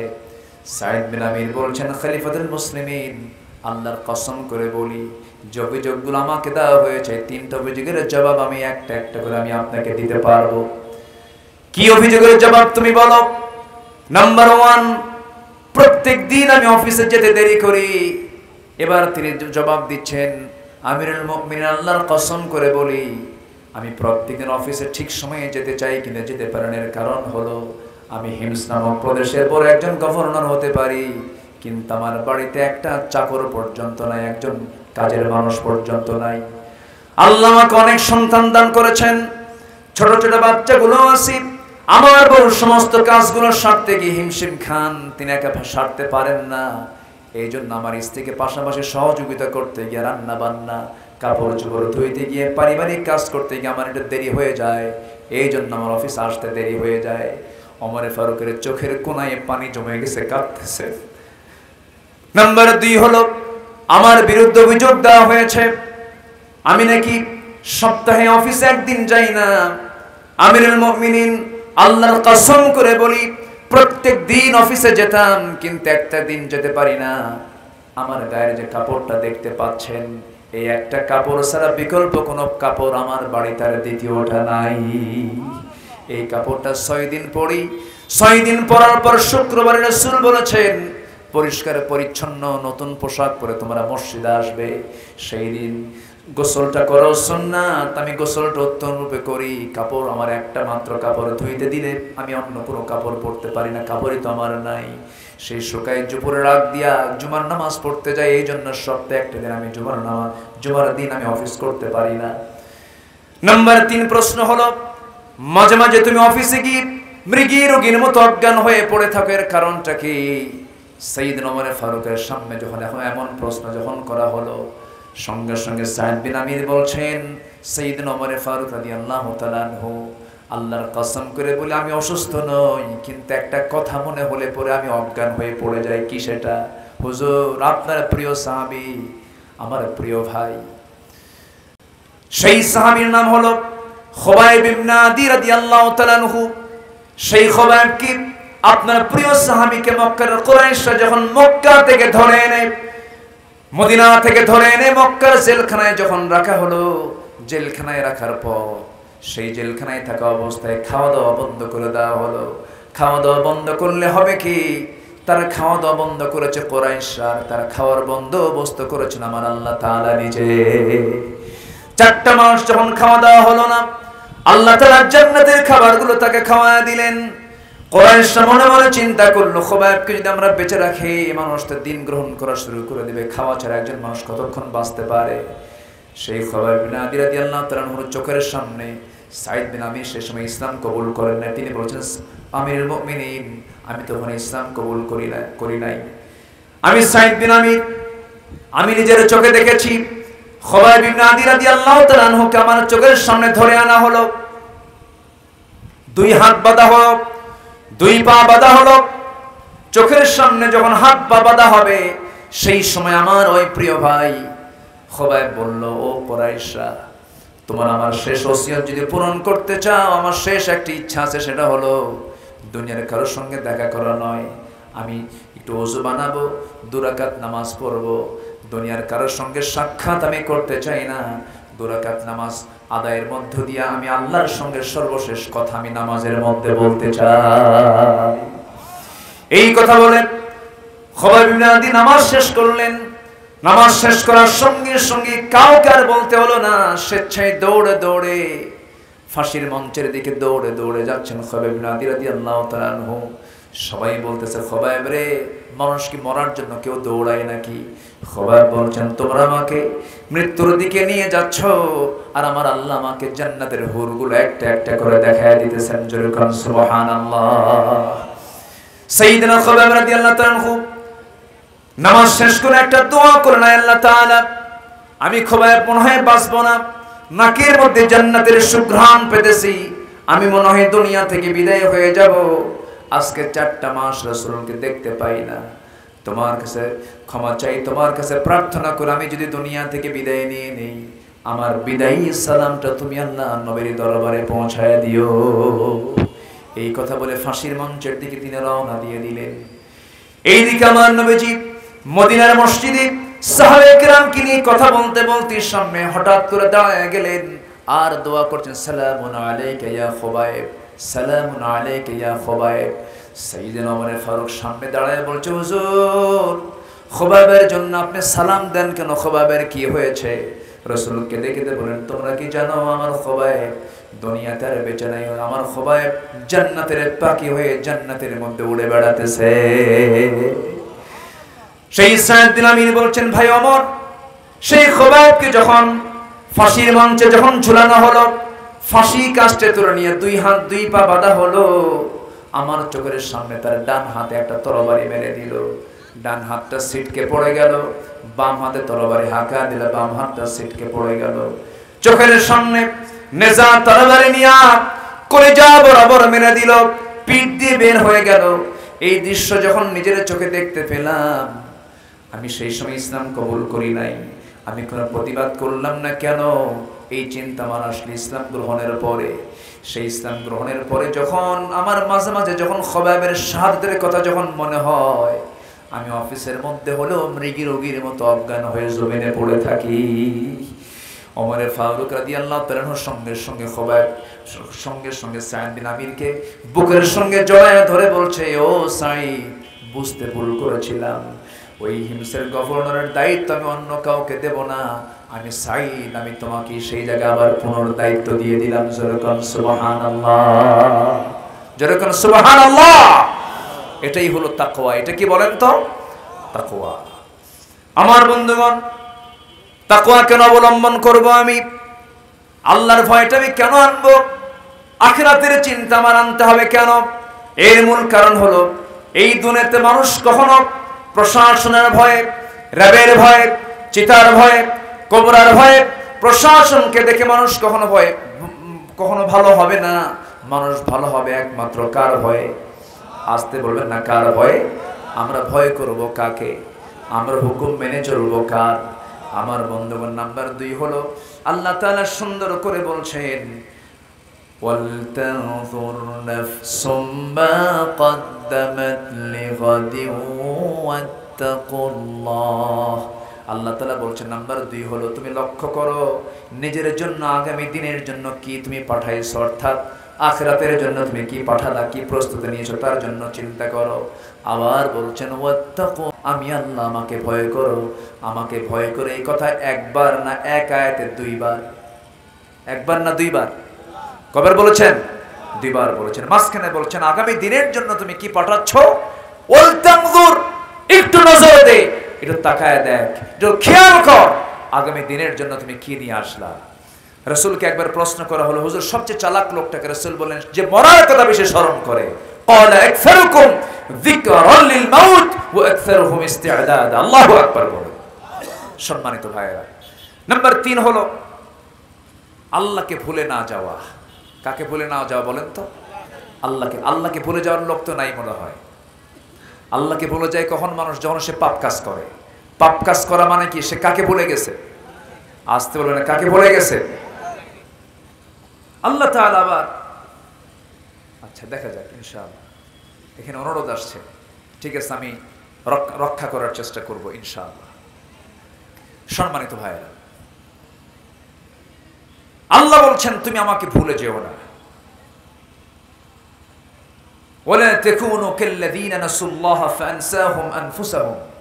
আল্লাহকে ভুলে না যাওয়া, এই ভুলে যাওয়ার কথাটা আল্লাহ তাআলা আরেক জায়গায় বলছেন সূরা মুদ্দাসসিরের মধ্যে। আচ্ছা, আমি যে আয়াত ঘন ঘন বলছি, কষ্ট পাচ্ছেন না তো? আয়াত যদি ঘন ঘন হয় বরকত কমবে না বাড়বে? বাড়বে। আল্লাহ রাব্বুল আলামিন আরেক জায়গায় এই ভুলে যাওয়ার প্রসঙ্গ নিয়ে বলছেন, وَمَنْ أَعْرَضَ عَنْ ذِكْرِي فَإِنَّ لَهُ مَعِيشَةً ضَنكًا وَنَحْشُرُهُ يَوْمَ الْقِيَامَةِ أَعْمَى قَالَ رَبِّ لِمَ حَشَرْتَنِي أَعْمَى وَقَدْ كُنْتُ بَصِيرًا। আল্লাহ রাব্বুল আলামিন বলছেন, এই দুনিয়ার জিন্দেগিতে আমার জিকির থেকে যারা নিজেকে গুটিয়ে রাখবে, আমার স্মরণ থেকে, আমার কিতাব থেকে, আমার কোরআন থেকে, আমি আল্লাহ আমার স্মরণ থেকে যারা নিজেকে দূরে রাখবে, আল্লাহ বলছেন আমি তার জন্য কয়েকটা জিনিস আমি তার জীবন থেকে মাইনাস করব। নাম্বার 1 হলো ফাইন্না লাহু মাঈশাতান দানকা, এই দুনিয়ার জীবনটা আমি তার জন্য সংকীর্ণ করে দেব। এই দুনিয়ার জীবনে সে শান্তি পাবে না, আরাম পাবে না। হাজার হাজার কোটি টাকার মালিক, কিন্তু প্রশান্তির কোনো গন্ধ তার মধ্যে থাকবে না। এমন কোটি টাকার মালিক শান্তি নাই, এমন লোক আমার দেশে আছে না নাই? আসতে বলবেন না, আছে না নাই? সপ্তাহে 3-4 বার ডায়ালিসিস করা লাগে, নাম বলবো না আমি। হাজার হাজার কোটি টাকার মালিক, ডায়ালিসিস ছাড়া চলে না। হাজার হাজার কোটি টাকার মালিক, সন্তানগুলো বিভ্রান্ত, সন্তানগুলো মানুষ হয় নাই, সন্তানদের সন্ত্রাসের শিকার হয় বাপ, খোদ নিজেই বাপ নিজ পর্যন্ত এটার শিকার হয়ে যায়। বাড়ির মধ্যে ঢুকলে শান্তি নাই, বাইরে ঢুকলে শান্তি নাই। হাজার হাজার কোটি টাকার মালিক, কিন্তু শান্তি না। আল্লাহ বলছেন যারা আমার জিকির থেকে নিজেকে গুটিয়ে রাখবে, দুনিয়ার জীবন আমি তার জন্য সংকীর্ণ করে দেব, কোথাও শেষে শান্তি পাবে না। কি কথা কি বোঝা যায়? দেখবেন অনেক গরিবের ঘরে শান্তি আছে, আছে না? আসতে বলে শান্তি আছে না নাই বলেন তো? আছে। গ্রামের লোক বেশি খায় না শহরের লোক বেশি খায়? বলেন বলেন। গ্রামের লোক বেশি খায় না শহরের লোক বেশি খায়? কিন্তু সম্পদ বেশি কাদের? শহরের মানুষের সম্পদের পরিমাণটা বেশি। তারা কোটি কোটি টাকার মালিক, কিন্তু ভাত খেতে পারে না, খাওয়ার রুচি নাই। ডাক্তার লিমিটেশন করে দিয়েছে। হ্যাঁ, মাইপা খাওয়া, এই তো ফাইন একটা কথা বলেছেন। আল্লাহ কয় তুই টাকা, তুই অগাধ টাকার মালিক হ, কিন্তু তোকে আমি মেপে মেপে খাওয়াবো। 1 গ্রাম, 1.5 গ্রাম, 2 গ্রাম। কথা বোঝেন নাই? খেতে বসে হাজার কোটি টাকার মালিক, সামনে 1 কেজি আঙ্গুর নিয়ে বসে, 2 কেজি আপেল নিয়ে বসে, 1 কেজি মিষ্টির প্যাকেট নিয়ে বসে। যখন খাইতে বসে তখন পিএস সাহেব এসে বলে, স্যার আপনি তো বসছেন এতগুলো আঙ্গুর নিয়ে, আঙ্গুর খেতে পাবেন মোটে একটা। মোটে কয়টা? একটা আঙ্গুর আপনি খেতে পারবেন। একটা আঙ্গুর খায় আর এতিমের মতো আঙ্গুরগুলোর দিকে ছায়া থাকে। আরে কপাল রে, খেতে পারলাম না। কি কথা কি বুঝতেছেন আপনি? কিন্তু শহরের মানুষ যখন এরকম করে খায়, গ্রামের মানুষ কি এরকম করে খায়? গ্রামের মানুষ খায় হিসাব কইয়া না লুঙ্গির গিটটা খুইলা? লুঙ্গির গিটা খুলে খায়। চার আঙ্গুল কপাল বাদে সব পেট। ফজর নামাজ পড়ে বের হইছে লাঙ্গল নিয়া, 9টা পর্যন্ত কাজ করে বাড়িতে এসে বউকে বলে গিন্নি তাড়াতাড়ি গামলা নিয়ে আয়, ডিশ নিয়ে আয়। ঠিক আছে না? এলাকে কি কয়? গাবলা নিয়ে আয়, গাবলা নিয়ে আয়। সামনে এক ডিশ, এক গাবলা পান্তা নিয়ে বসলো, 2-3টা পেঁয়াজ নিল আর শুকনা মরিচ নিল। শুকনা মরিচ আর কাঁচা মরিচ একটা কামড়, আর কাঁচা পেঁয়াজ এক কামড়, এতগুলো এক পোয়া খানেক মুখের মধ্যে দিল ভাত তুইলা। 4 মিনিটে গোগ্রাসে গাবলা শেষ। যখন বলা হয় আর কি লাগবে, আরেক গাবলা বলে ভালো হয়। আলহামদুলিল্লাহ বলবেন না? জোরে কোন আলহামদুলিল্লাহ। শান্তি দেওয়ার মালিককে, রিজিক দেওয়ার মালিককে। টাকা থাকলেই কি শান্তি আসে? পয়সা থাকলেই শান্তি আসে? আল্লাহ বলছেন তুই আমার জিকির করবি, দুনিয়ার জীবন আমি তোকে প্রশান্তি দেব। তুই আমার জিকির করবি না, আমার কোরআন থেকে তুই দূরে থাকবি, আমার আইন কানুন থেকে দূরে থাকবি, ফাইন্না লাহু মাঈশাতান দনকা, তোর সন্তান তোরে থাপড়াবে। ঠিক কি না?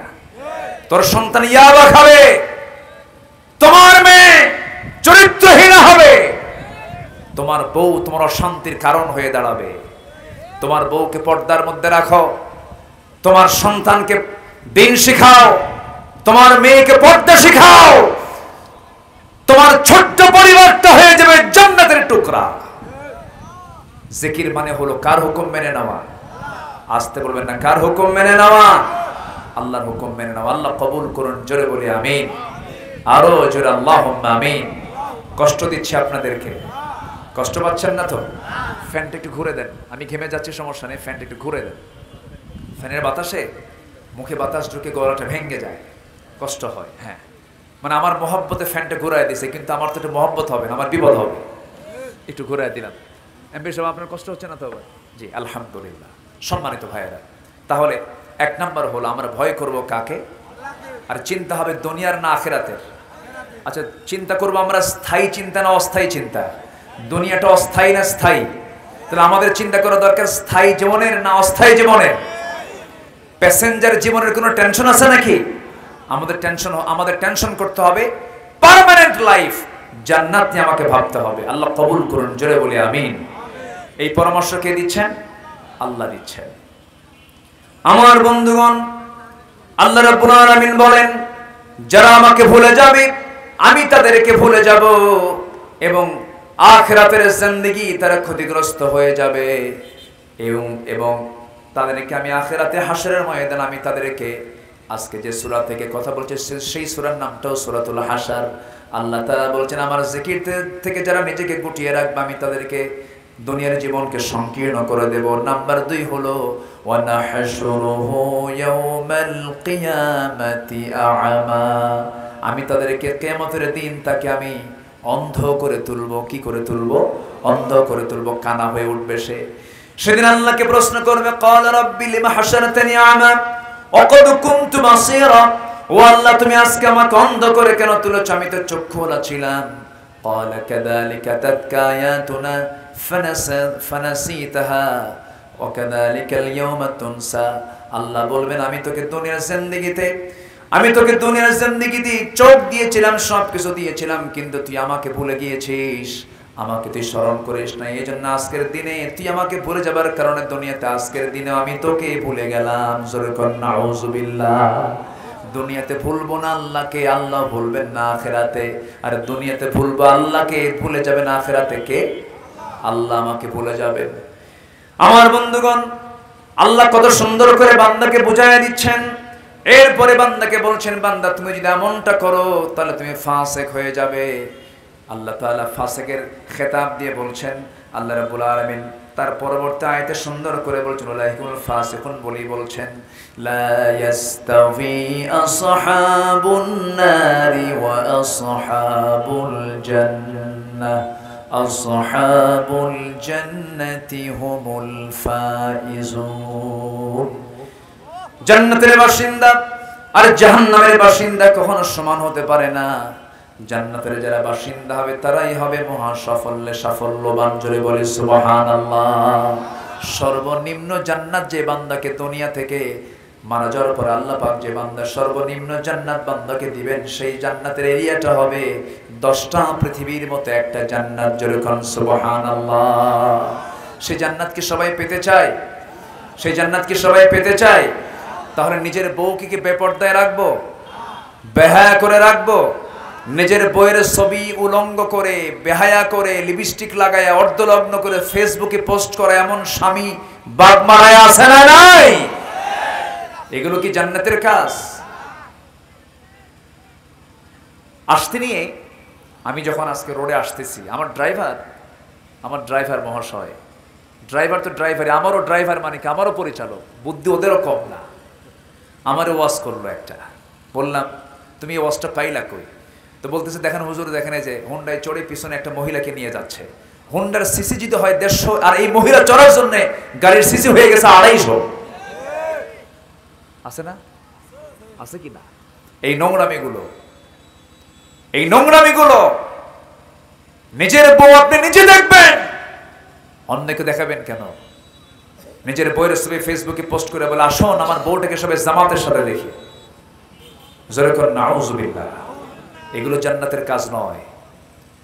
স্ত্রী, পরিবার, পরিজন, সন্তানাদি মেয়েদেরকে পর্দায় রাখার দরকার আছে না নাই? পর্দার হুকুম কি কোনো হুজুরের না আল্লাহ? পর্দার হুকুম কে দিয়েছেন? ইউদনিনা আলাইহিন্না মিন জালাবিবিহিন্না। আল্লাহ তাআলা একদম স্পষ্ট করে জানিয়ে দিয়েছেন সূরা নূরের ভিতরে, সূরা আহজাবের মধ্যে একদম স্পষ্ট করে পর্দার বিধানগুলো দিয়েছেন। আসুন আমরা আমাদের পরিবারকে, আমরা আমাদের নিজ জীবনকে আখিরাতের জন্য প্রস্তুত করি। ওয়াল তানজুর নাফসুম মা কদ্দামাত লিগাদ। আল্লাহ তাআলা সেই আয়াতকে ফলো করে আমাদের জীবনকে আখিরাতের জন্য প্রস্তুত করে রাখি, যেন আমরা সেই দিন বেইজ্জতের মুখোমুখি না হই। আমরা যেন সেদিন আল্লাহর সামনে বুক উঁচু করে ইমানদারের কাতারে দাঁড়াতে পারি। এই তৌফিক সবাইকে দান করুন। জোরে বলি আল্লাহুম্মা আমিন। আরো জোরে আল্লাহুম্মা আমিন। আজকের এই মাহফিলে সবচেয়ে নিকটতম এই মাহফিলের সঙ্গে, মাহফিল স্পটের সাথেই যার বাড়ি, আমাদের এমপি মহোদয়, আজকে টোটাল সময় তিনি পাশে বসে তার মূল্যবান সময় তিনি কোরআনের জন্য ব্যয় করেছেন। আমরা তার জন্য দোয়া করি। তিনি নবনির্বাচিত এমপি, নতুন এমপি তিনি হয়েছেন, নতুন দায়িত্ব তিনি গ্রহণ করেছেন। আল্লাহ তুমি তাকে ওমরের মতো ভূমিকা পালন করার তৌফিক দিয়ে দাও। আল্লাহ তুমি তাকে ওমরের মতো ন্যায়ের পথের প্রতীক বানিয়ে দাও, হককে চেনার তৌফিক দিয়ে দাও। জনগণের এই বিশাল আমানত অত্যন্ত যত্নের সাথে পালন করার তৌফিক তুমি আল্লাহ তাকে দিয়ে দাও। আল্লাহ তুমি তাকে দ্বীনের জন্য, কোরআনের জন্য কবুল করে দাও। আমরা এই আশাবাদ কামনা করছি। মাহফিল কমিটিকে ধন্যবাদ জানাচ্ছি। আমাদের প্রিন্সিপাল মহোদয়, হাজার হাজার ছাত্র, হাজার হাজার ওস্তাদ, হাজার হাজার আলেমের যিনি ওস্তাদ, আল্লাহ তুমি তাকেও কবুল করো। যারা আসছেন আল্লাহ তুমি তাদেরকেও কবুল করো। এবং আমরা একই সামিয়ানার নিচে বসে এই বৈশাখের খরতাপে, বৈর আবহাওয়ার মাঝেও যে আমরা কোরআনের জন্য সময়টা ব্যয় করলাম, এই সময়টা যেন আমাদের জান্নাতের কারণ হয়ে যায় এবং আরশ আজিমের ছায়ায় যেন আল্লাহ তাআলা আমাদেরকে একসঙ্গে থাকার তৌফিক দান করেন। এই আশাবাদ কামনা করছি। প্রায় 1টার কাছাকাছি বেজে যাচ্ছে। আমরা চাইবে এখন কার কাছে? আসতে বলবেন না, কার কাছে চাবো? আমরা আল্লাহর কাছে চাবো। সবাই বলে সুবহানাকাল্লাহুম্মা ওয়া বিহামদিকা আশহাদু আল্লা ইলাহা ইল্লা আনতা আস্তাগফিরুকা ওয়া আতুবু ইলাইকা। চিৎকার মেরে বলি, ইয়া আল্লাহ, আমার জীবনে সগীরা কবীরা, ছোট বড় সব গুনাহ তুমি আল্লাহ মাফ করে দাও, মাফ করে দাও। জোরে বলুন, ইয়া রাব্বাল আলামিন, ইয়া রাব্বাল আলামিন, ইয়া রাব্বাল আলামিন। সবাই নামাজের মতো করে বসি, আমরা আল্লাহর কাছে চাবো ইনশাআল্লাহ। আপনি দোয়া করে দেন। সব আমি করব? পানির জন্য দোয়া করব? পানির দরকার আছে? সেদিন চিটাগং মাহফিল ছিল বাঁশখালীতে। তো বাঁশখালী মাহফিল, আমি বললাম ভাই বৃষ্টি হয় না, আমরা বৃষ্টির জন্য দোয়া করি। এক পক্ষ দাঁড়ায় গেছে, ওদের বৃষ্টি আমরা চাই না। কেন? আমাদের লবণ শেষ হয়ে যাবে, ওদের লবণের মাঠ। তো লবণের মাঠওয়ালা বৃষ্টি চায় না। আচ্ছা জি, তো বৃষ্টি প্রয়োজন। মানুষ মারা যাচ্ছে। আজকে হিট স্ট্রোকে গোটা দেশে বেশ কিছু মানুষ ইন্তেকাল করেছে। চরম বৈরী আবহাওয়া। আল্লাহ তুমি তোমার রহমতের বৃষ্টি দিয়ে তোমার জমিনটাকে শীতল বানিয়ে দাও। জোরে বলি আল্লাহুম্মা আমিন। আল্লাহর ফয়সালা। যখন অতিবৃষ্টি অনাবৃষ্টি লক্ষ্য করব আমরা, তখন বুঝতে হবে জমিনটা পাপের পরিমাণ কমেছে না বেড়েছে? বেড়েছে। আমরা যদি পাপ কমিয়ে দিই হাজারো দোয়ার চাইতে এটাই সবচেয়ে উত্তম কাজ হবে। আমরা দোয়া করলাম কিন্তু পাপটা ঠিকই রেগুলার করলাম তা নয়। পাপের কাম যখন কমে যাবে রহমত নাজিল করবেন কে? বরকত নাজিল করবেন কে? গোটা দেশে সালাতুল ইস্তেসকা কিন্তু কম হচ্ছে না, প্রচুর সালাতুল ইস্তেসকা আদায় হচ্ছে। লক্ষ লক্ষ মুসলমান দোয়া করছে, কিন্তু এত দোয়াগুলো যাচ্ছে কোথায়? এর মূল কারণ কি জানেন? আমরা জমিনটাকে পাপ দিয়ে ভরপুর করে ফেলেছি। আমরা পাপ কমিয়ে ফেলি, নিজে নিজে সচেতন হয়ে যাই, পাপ মুক্ত জীবন গড়ি, পাপ মুক্ত পরিবার গড়ি, পাপ মুক্ত সমাজ গড়ি। আল্লাহ তাআলা সেই তৌফিক দান করুন। জোরে বলি আল্লাহুম্মা আমিন। একজন ভাই, কি এটা তেলাওয়াত শুনতে চাচ্ছেন? তেলাওয়াত শুনবেন আপনারা? আগ্রহ আছে? আর কি শুনবেন? গজলও শুনবেন? তাহলে এতক্ষণ কি শুনলেন আপনারা? আবার নতুন করে জি আলহামদুলিল্লাহ। দেখি আমি জি শেষ ক্লাস, তো শেষ ক্লাসে তো মানে এই 2 ঘন্টা কথা বলার পর কণ্ঠের কন্ডিশনও ভালো থাকে না। দেখি একটু আমি চেষ্টা করছি ইনশাআল্লাহ, যেহেতু শুনতে চাচ্ছেন। আউযু বিল্লাহি মিনাশ শাইতানির রাজীম। বিসমিল্লাহির রহমানির রহিম।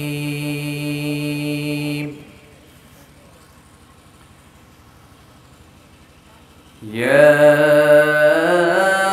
আইয়ুহাল ইনসানু মা গররাকা বিরাব্বিকাল কারীম।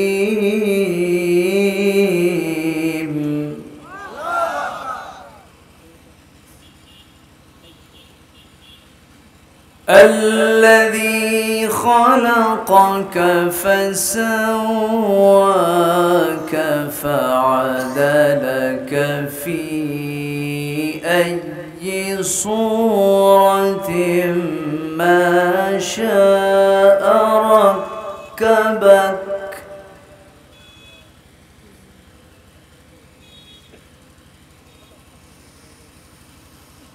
كلا بل تكذبون بالدين وإن عليكم لحافظين.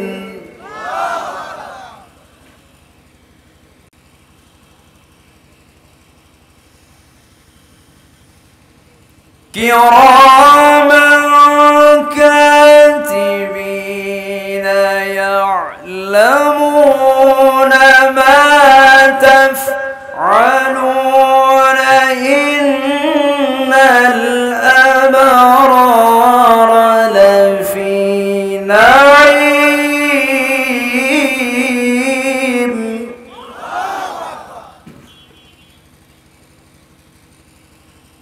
وإن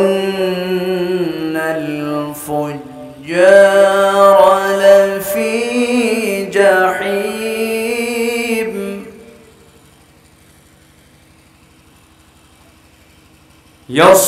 يصلونها يوم الدين وما هم عنها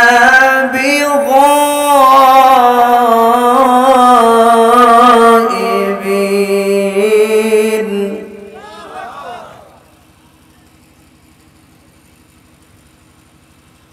وما أدراك ما يوم الدين ثم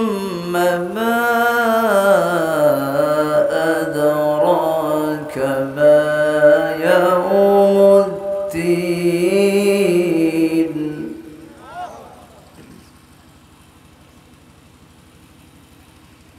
يوم لا تملك نفس لنفس شيئا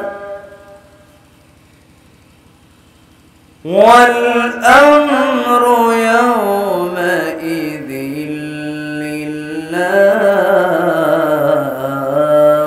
لله صدق الله العلي العظيم জি আমরা কি আমাদের কি গজল শুনতে হবে আপনাদের আল্লাহ আচ্ছা আমি রাসূলকে নিয়ে আমি একটা ছোট্ট গজল আমি গাইতে চাই রাসূল তো আমাদের সবচেয়ে প্রিয় তাই না এই দুনিয়া থেকে বিদায় হওয়ার পর আল্লাহর পরে যাকে সবচেয়ে বেশি প্রয়োজন হবে তিনি হচ্ছেন মুহাম্মদুর রাসূলুল্লাহ সেই রাসূলকে নিয়ে আমি একটা গজল আমি গাওয়ার চেষ্টা করছি সেটা হচ্ছে আমার রাসূলের জন্ম হচ্ছে কাবার ধারে কিসের ধারে বলেন তো কাবার ধারে তো তার জন্ম নিয়ে তার চারিত্রিক অবস্থা কেমন ছিল তিনি কোন চরিত্রের মানুষ ছিলেন জাস্ট এটা একটা চিত্র আমি চিত্রায়িত করার চেষ্টা করছি এলোকে কাবার ধারে আধার চিড়ে চিনিস না কি রে এলোকে কাবার ধারে আধার চিড়ে চিনিস না কি রে ওকে ও মা আমেনার কোল জোড়ে চাঁদ জানিস না কি রে এলোকে কাবার ধারে আধার চিড়ে চিনিস না কি রে মুতালিব আজকে কেন বেহুশ হেন বকে খুশির বান বেদনার সুপ্ত ক্ষতে হাত বুলাতে কারে আগমন সাহারার হৃদয় ভরা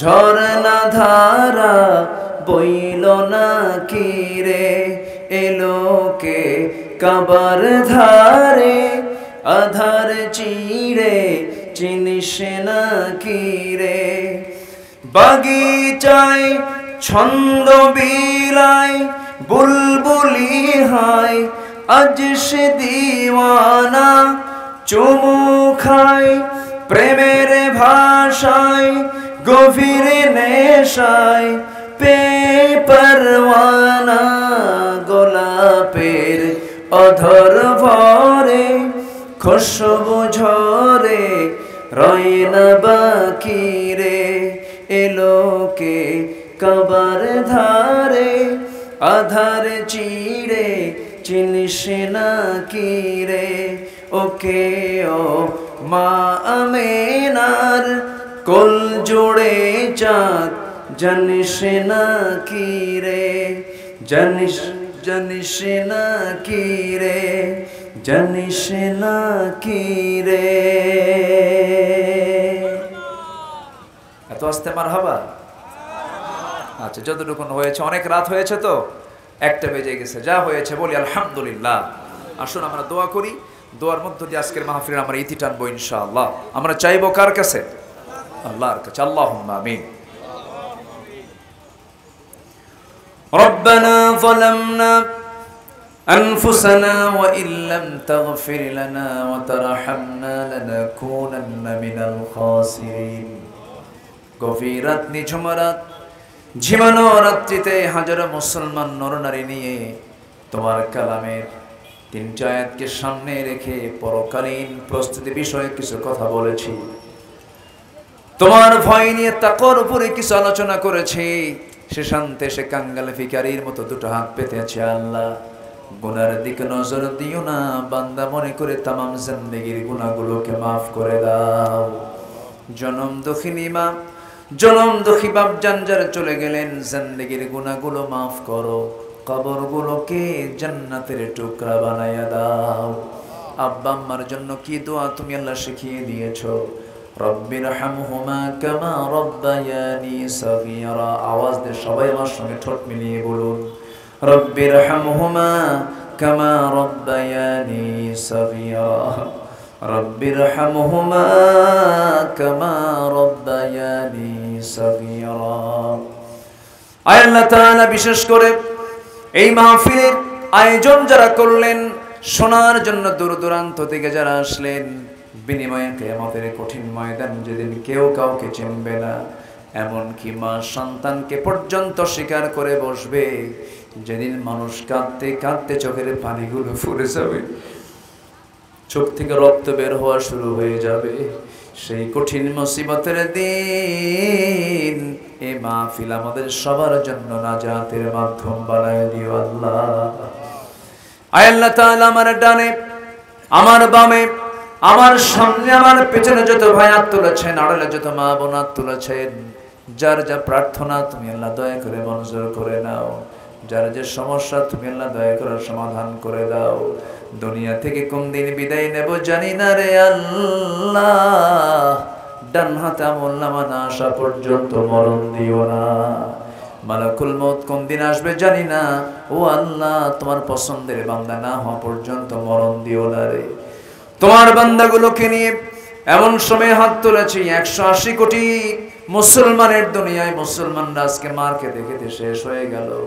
আল্লাহ বাইতুল আকসা তুমি আল্লাহ মুসলমানদের হাতে তুলে দাও, বাইতুল মুকাদ্দাসকে তুমি আল্লাহ হেফাজত করো, ফিলিস্তিনকে হেফাজত করো, কাশ্মীরকে বাঁচাও।